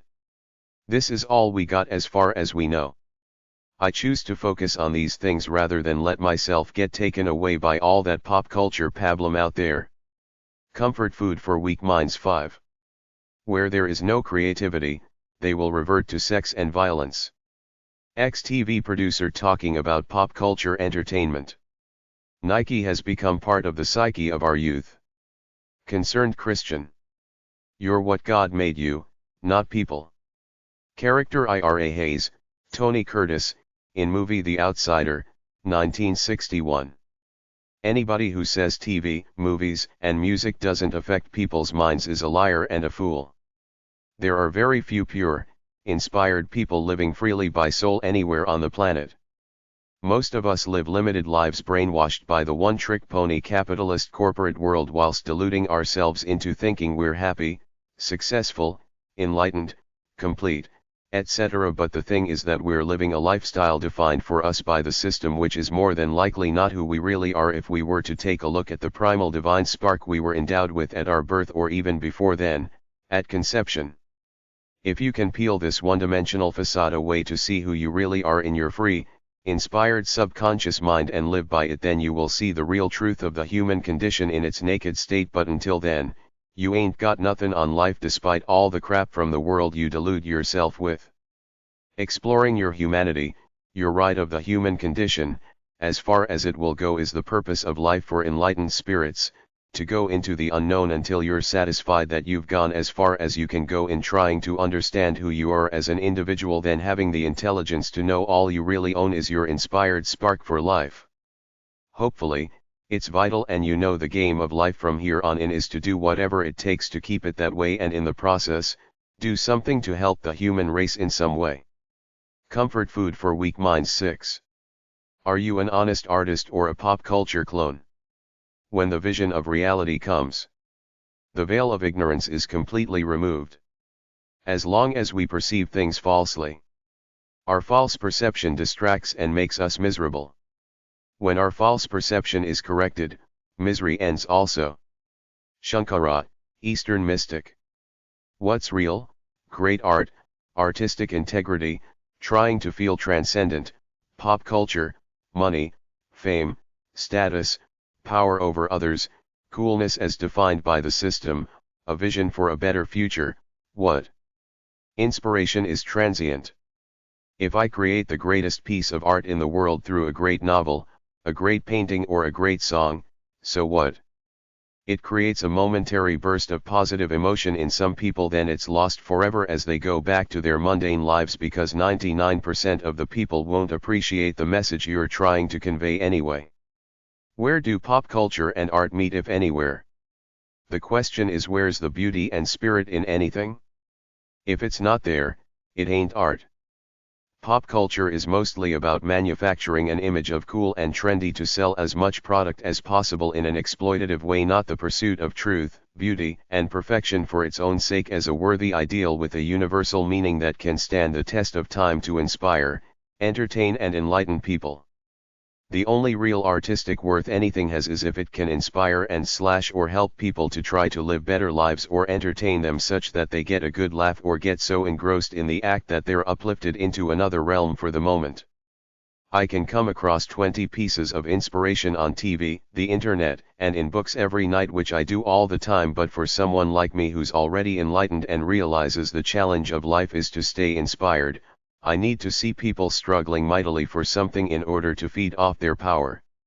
I constantly have to keep replenishing the inspiration inside of me, and ultimately it only comes when I create it by working my butt off, releasing the natural energy in my soul. This is a great milestone in the seeker's path to enlightenment, when you realize that anything you or any great artist has done before you only serves humanity if it inspires people to release the potential within themselves, which very little artistic endeavor actually does. If you can inspire people through what you do, great. If you can entertain them to see something magical, mystical, unique, or fun in life, that's great too, but the problem is that I very rarely see anything that entertains or inspires me much anymore. In any event, the experience of absorbing pop culture entertainment should just be a minor amusement in your life to distract you when you feel like relaxing. You shouldn't let yourself get seduced by the glittery, frivolous forms of entertainment the system offers, because they have nothing on the qualities that really matter: culturing a sense of inspiration, peace of mind, love, romance, and actually experiencing sensual pleasures in the flesh, not just sitting back passively and letting some gadget pacify you in a mindless way. Pop culture entertainment is generally not an attempt to capture the art form of the human spirit. It's like functional junk food, mostly marketing an image, be it music, movies, TV, video games, etc. There's very little true art left anymore, It's mostly about trying to project an image that looks cool enough for the brainwashed plebeians out there to waste their time and money on it to try to get some special feeling, which never works because they're all transient images based on a manufactured idea of coolness. They can't do anything for the real inner you. You might be some teenage girl hooked on a boy band or some guy identifying with a grunge band in your attempts to rebel and find a sense of identity, a young girl who wants to be like the latest manufactured sexy teenage girl power pop star, or some guy with a secret crush on some soap star, but sooner or later it will fade away as you find yourself alone facing your life without all that crap around. Most pop culture is generic crap, pumped out according to a formula to make money with very little forethought of trying to create a great work of art, rather just a functional entertainment product that keeps the masses occupied but doesn't really do anything substantial for them. This is why I pretty well reject pop culture and the mainstream entertainment industry, because it doesn't do anything to enhance my life beyond chewing gum for the brain to mildly amuse me as a sidelight while I work on my computer and otherwise live my life. About 5 to 10% of the entire pop culture realm, books, movies, TV, music videos, concerts, etc., gives me any pleasure, entertainment, or inspiration. Even then, about 1% of that moves me in any memorable way. Most of it is just a mild distraction in my life because I'm aware enough to know that I must live out my highest vision of aesthetic beauty in the flesh in order for me to feel something substantial, whereas a large cut of the population are brainwashed into seeking their limited views of transcendence, inspiration, entertainment, and their thrills from the pop culture realm, which is why you will see big lines at the movie theater on Sunday with very few people actually striving to do intense, active things with their lives. Your job, if you want to live an enlightened life, is to take what's good from the realm of pop culture to entertain and inspire you and vehemently disregard the rest, because if you don't, it will brainwash you, waste your time and crush whatever originality is in your soul, as it already does for a majority of the population. There are a few artists and entertainers in the mass media pop culture realm who actually create a quality work of art, entertainment, and inspiration, but the rest is not only useless but poisonous because it brainwashes you, pollutes your mind with frivolous ideas of their version of coolness, wastes your money, and worst of all, wastes your precious time as you give your life over to these media corporate duds who want to turn you into dumb working clone consumers who sit back after work every day, watch TV, then spend your money on all that useless, so-called trendy crap they advertise there. People look for a thrill to help them feel great or escape from their mundane lives for a moment, but don't realize no movie, no book, no song, or no event from the entertainment industry will ever give it to you. It's something you have to know inside and create all the time through aesthetic-inspired living. If you can inspire people and entertain them all at the same time, you should be able to make billions in the entertainment industry because you will have no competition. It's so crappy in general. Even though everybody claims to have artistic integrity and not to have sold out to the corporate machine to make money by compromising their art, you can see the hypocrisy everywhere because the product is so bad. Money is the game, not the inspired artist keeping his integrity, who often ends up alone and starving, so sooner or later just about anybody with any talent breaks down and sells their souls for whatever cash they can get. Such is the nature of the entertainment industry in the modern world. Most pop culture artists are puppets of corporate management. They don't blaze their own paths as the uncompromising visionaries they should be if they want to be worthy of the ideal. I saw the movie Daydreamer Believers about the monkeys, which showed how unhappy they were as manufactured pop stars. Why does every female singer have to come off like a trashy, frivolous vamp? Even Celine Dion with that stupid commercial promoting her perfume, on a swing, trying to give a seductive look at the camera, which doesn't quite work because she's a middle-aged skinny girl who just doesn't come off as seductive no matter what she does. It just ain't part of her essence, yet there she was with that attempt to give a sexy pout to the camera trying to hawk her perfume. If that ain't selling your soul, then what is?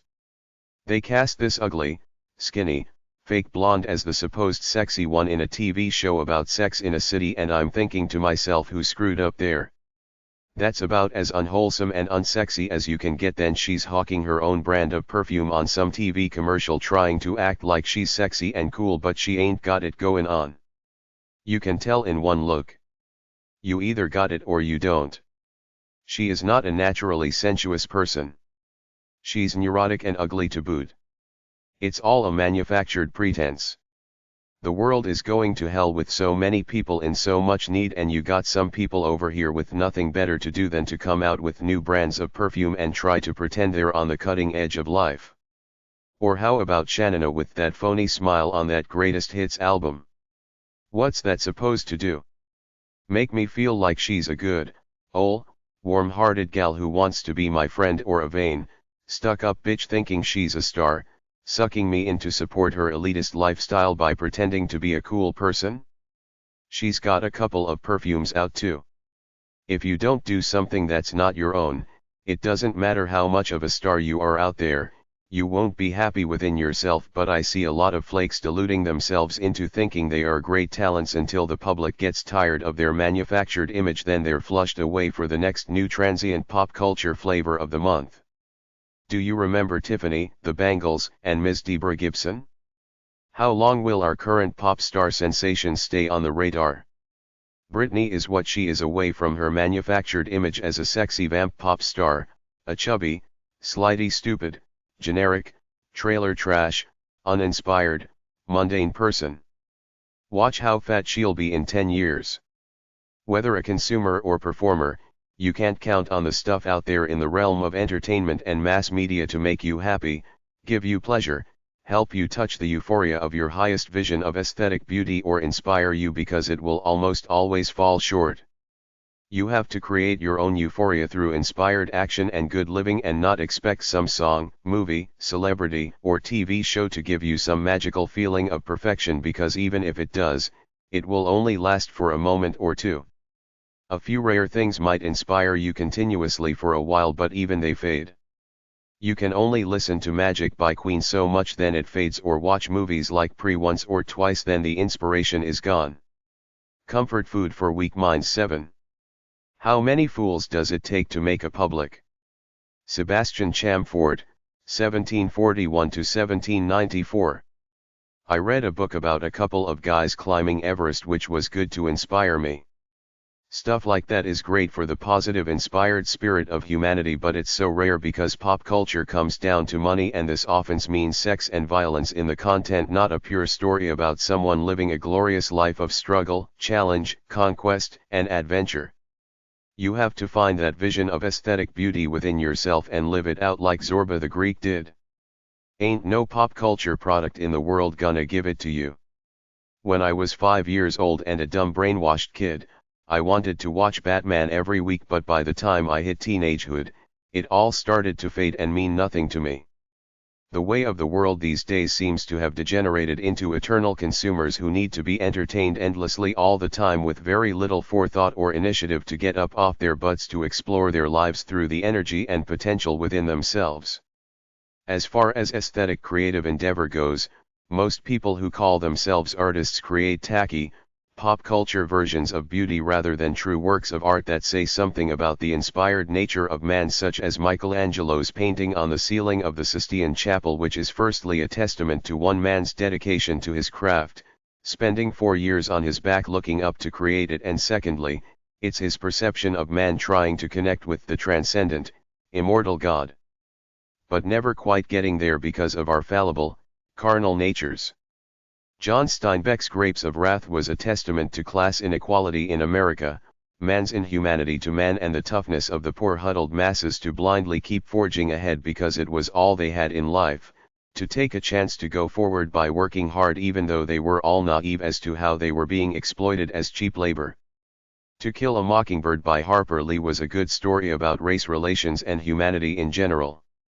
The Chrysalids by John Wyndham was about a misunderstood minority in society who found another society which was populated by people like them, their version of utopia. I'm not one to judge, I believe in live and let live, so pursue your frivolous passions if that's what you want, but know that whatever you come across is more than likely just another generic piece of pop culture trash, not a truly great work of art from an inspired master. In order to feel like a worthy artist, you need to do something that penetrates into the core of your naked, pure inspired nature. It doesn't matter how many flakes come running out asking you for your autograph. If your product is tacky, hyped up crap, it ain't gonna make you feel right despite your delusions about being a fabulous star because your manager said so to keep you in this delusion of specialness. The current pop stars of today will soon be relegated to the has-been status of stars in the past like Bobby Sherman, David Cassidy, Leif Garrett, Gilligan, Tony DeFranco, and the Heartbeats, Horst Shack from Welcome Back Kotter, Cindy Crawford, the so-called supermodel, the honky-tonk man of wrestling fame, Dana Plato, Chris Darden, the black prosecutor who tried to put OJ away and Puck of MTV's Real World. Or how about that kid who said, "What you talkin' about, Willis?" Where are they now? If you fancy yourself an artist, try to create a product of truth, beauty, and/or perfection rather than some pop culture crap.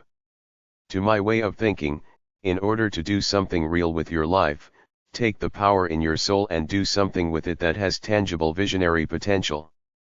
Da Vinci wasn't limited to his art, he had visions of great inventions that would revolutionize humanity. That's someone with real vision trying to do something to move on to life's next frontier, not just somebody aspiring to create a piece of aesthetic art. I respect Van Gogh for giving up his life to paint his pictures, but aside from their diluted sense of worth in today's capitalist world, they serve no real function. Starry Night gives me a vision of a tortured artist trying to reach for transcendence as a mortal man obsessed to try to go beyond himself to capture the essence of human life, but his sunflower painting, which fetched £22 million at a Sotheby's auction, was hype, not a real object of inspiration. It looks no different than a photograph to me, that's how much the visual arts inspire me. The pop culture mass media world has destroyed the collective mindset of the world by putting great inspiration and generic pop culture all in the same category by making it all bread and circuses entertainment, just a consumer product to sell advertising space and any other merchandise they can along with it, such that after a while, it means nothing anymore. Comfort food for weak minds. 8. There is one world of silly TV shows and glossy TV commercials where everybody is acting easy breezy, cool, trendy, and frivolous, seemingly oblivious to all the pain, suffering and injustice in the world, while at the same time, there are homeless, sick, hungry people everywhere. There's something seriously wrong with this state of affairs, one world of frivolity and material excess and another world of poverty, prejudice, injustice, bondage, servitude, pain, suffering, hunger and sickness. You can't serve two masters. You can't be a frivolous, pop culture capitalist clone on the one hand and claim to consciously be a good person who loves the world and helps out in the compassionate sense at the same time. Most of our so-called activist movie stars and pop stars are like this. They act like they're all good and kind, but they know they're going back to their big mansion of excess tonight. If you're truly good, you would not live in a mansion or drive a Jag. You would live in an ordinary house and drive an ordinary car and give the rest of the money away to help poor people. The two don't mix, yet millions live by these two contradictory ideals at the same time. They think they're good people, but how can a truly good person waste money on useless crap rather than use it to help someone who really needs it, or spend their time on totally useless trivial pursuits rather than helping out somewhere? This is the big hypocrisy in our society. We think we're good people, but we're not by virtue of all the crap we own and what we spend our leisure time on.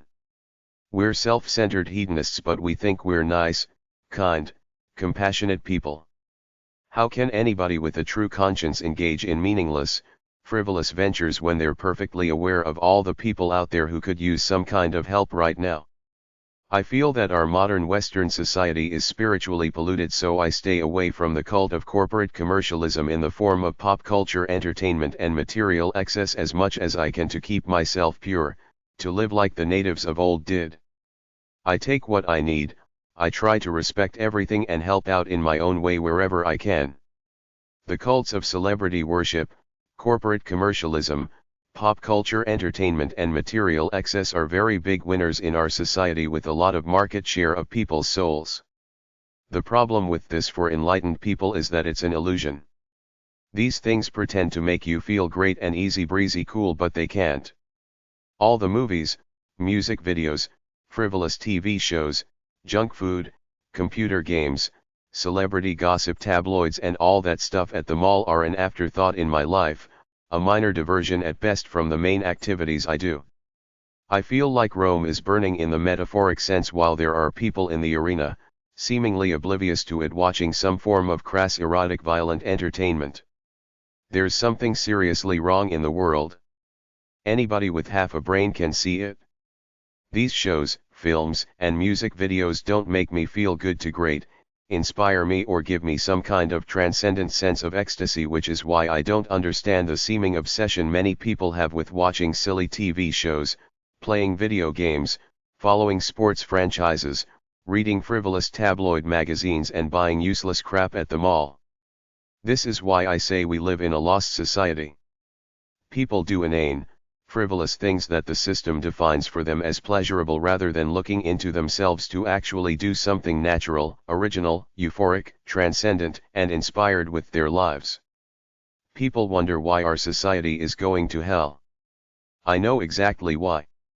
It's because we've given control of our minds and souls to materialism and pop culture entertainment instead of looking within at ourselves as individuals in order to strive to do something inspired, original, free and intense with our lives from what we feel in our souls.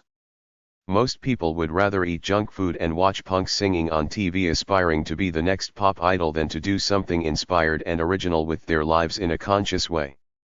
The world needs another pop singer like it needs a hole in the head.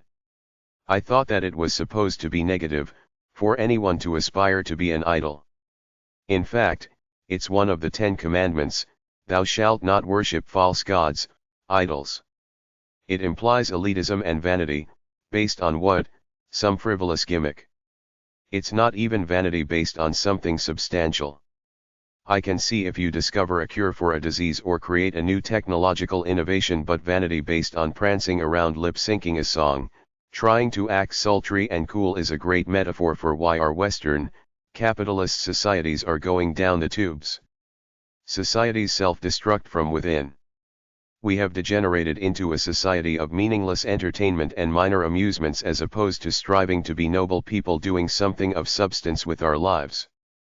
Is some TV show or a new pair of jeans supposed to take me into a never land of wholeness, ecstasy, and transcendence? What kind of sucker are you to allow some corporate heads define your version of happiness for you? If you want transcendence, ecstasy, and happiness, create it yourself by doing something inspired, original, intense and worthy from within rather than watching all the punks on TV with all their demeaning, useless, frivolous shtick. I answer to my conscience. I can't engage in the silly, frivolous pursuits most people do while I know half the world is starving, poor or sick, and of the other half, many people are in bondage to somebody else. An enlightened person feels a calling from somewhere deep within, it may the God force within us, that tells us we must do something about this in some way. It helps make you whole, to know you're using your energy up in a positive way to do something good and worthy with your life to help people who are less fortunate than you in some way. I live by what I feel. It's all I know and all I care about. I purge my inspired energy intensely both creatively and physically every day. I try to get some euphoric, hedonistic feelings for myself, and at my core, there is this visionary feeling that I must do something good and worthy with my life to make me feel complete. To me, there are 2 necessary constituents of enlightenment. 1. The sense and moral conviction that you're a good person doing something worthy with your life that you were born to do. 2. A constant inspired release or expression of the energy that lives in your soul to match your personal standard of who you are and how you should live. You need these 2 ingredients in order to honestly like what you see when you look at the mug in the mirror. Do you respect yourself? Do you really feel good about your life and feel that you're doing something that makes the best use of your God-given talents to both earn a living and help others? Your life force is your soul, and the only way to feel good to great day by day is to release all that energy from the soul all the time. Nothing else can give you a sustained sense of well-being. Comfort food for weak minds. 9. People get lured into the glitter of capitalist pop culture hype as the key to happiness and destroy themselves trying to reach it, selling their souls in the process. Once you adopt the ambitious mindset of the corporate/business/work world, by its intrinsic nature, you lock yourself into two basic attitudes. 1. Trying to be the best at the expense of everyone else, destroying them if need be so you can stand on a pedestal overwhelmingly dominant above everybody else. 2. Trying to get as much as you can for yourself, the biggest ego, the biggest house, the biggest company, the most toys, the most money, the most jewelry, the coolest cars, the trendiest clothes with certain logos plastered over them, the biggest market share, the best trophy wife, the most mistresses, the most clients, etc. These attitudes of the ambitious mindset tend to make people greedy, selfish, aggressive, angry, frustrated, because you're never satisfied, and exploitative. You get into the game of constantly trying to fill up a bottomless pit through some goal, objective, or goods in the material world, but you never can, because the true quest of life beyond the basics for enlightened people is spiritual, inspired, sensual and intimate, not material. Many people have lost their true natures, the connections to their souls, by following these illusions of the world. Even though it's buried over by many layers of cultural indoctrination, I believe that deep down, most people have good souls and would want to do something positive with their lives for the spirit of life itself if they could just get over the life they've been brainwashed by enough to get the guts, desire, and the inclination to see what's in there. For me, I went through everything the glittery world of capitalist excess has to offer and still found myself empty. Then I focused on myself, which is all fine and good, but I don't want to be alone in a vacuum of my own hedonism. I want to be with people, touch them, help them, feel them, see them feel good as the result of me helping them. I want to help people help themselves. For me, that would be true satisfaction, knowing that I helped someone crawl out of the pit I was once in to take control of their lives. I was almost homeless once, living under some pop culture delusion. As a result of all that, I'm so down to earth and practical now because I know what's real and what's a fake job. By the grace of God, there go I. I've gone to homelessnation.org and listened to some of those guys and gals on it.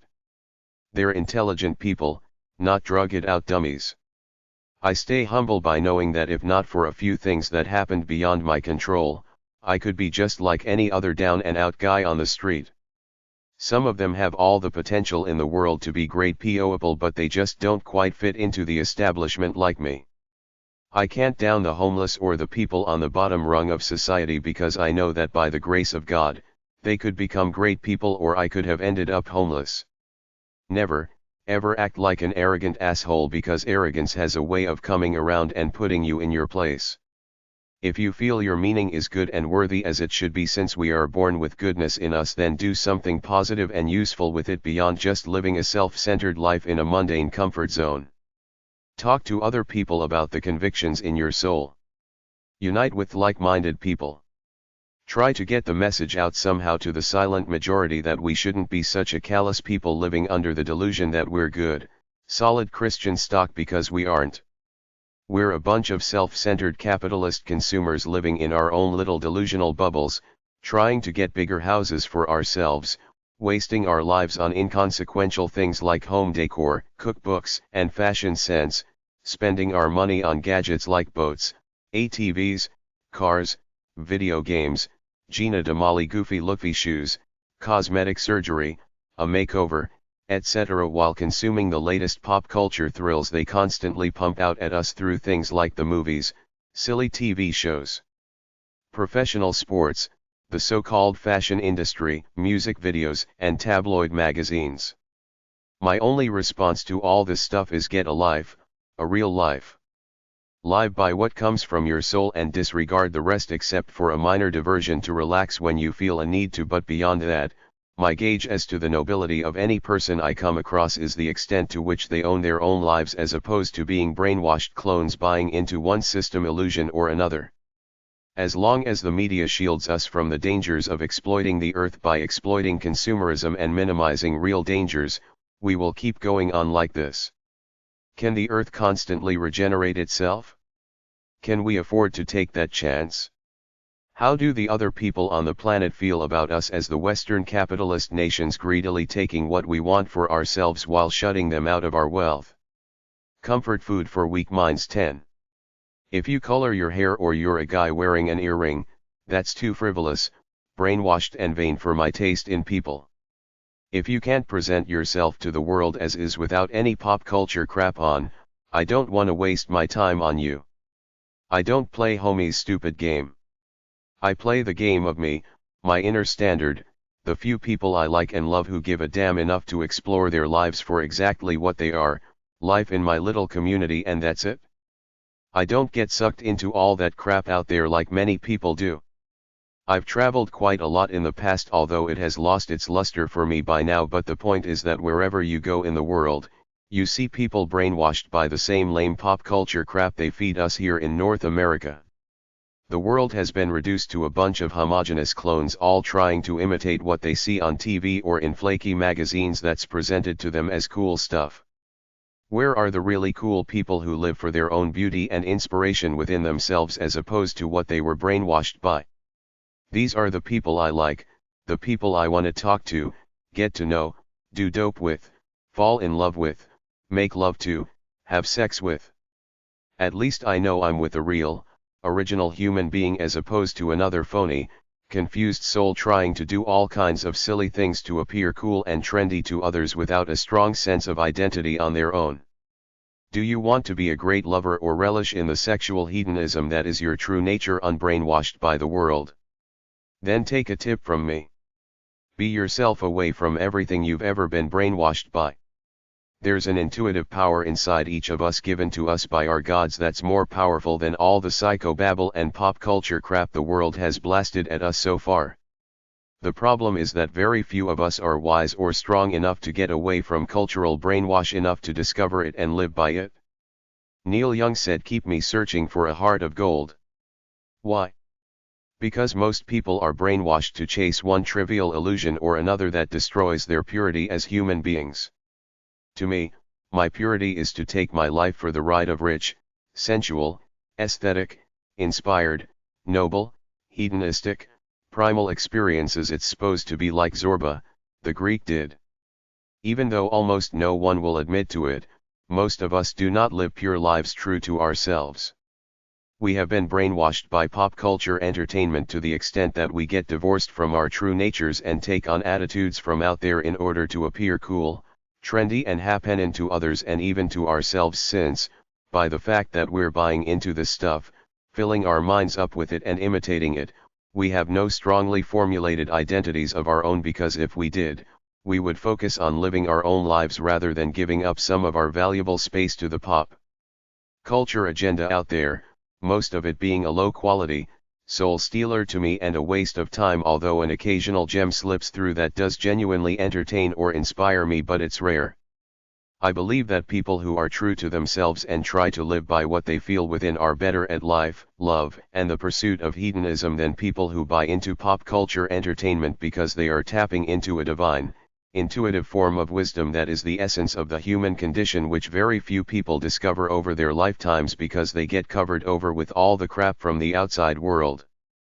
This innate wisdom is at the core of every normal human being, but the problem is that the world comes in right away when we're young through the form of parents, TV, church, school, friends, the radio, etc., all talking at us. So what typically happens is that most of us buy into the system programming during our formative years because we don't know any better, but then as we hit adulthood, some of us realize it's all a bill of goods.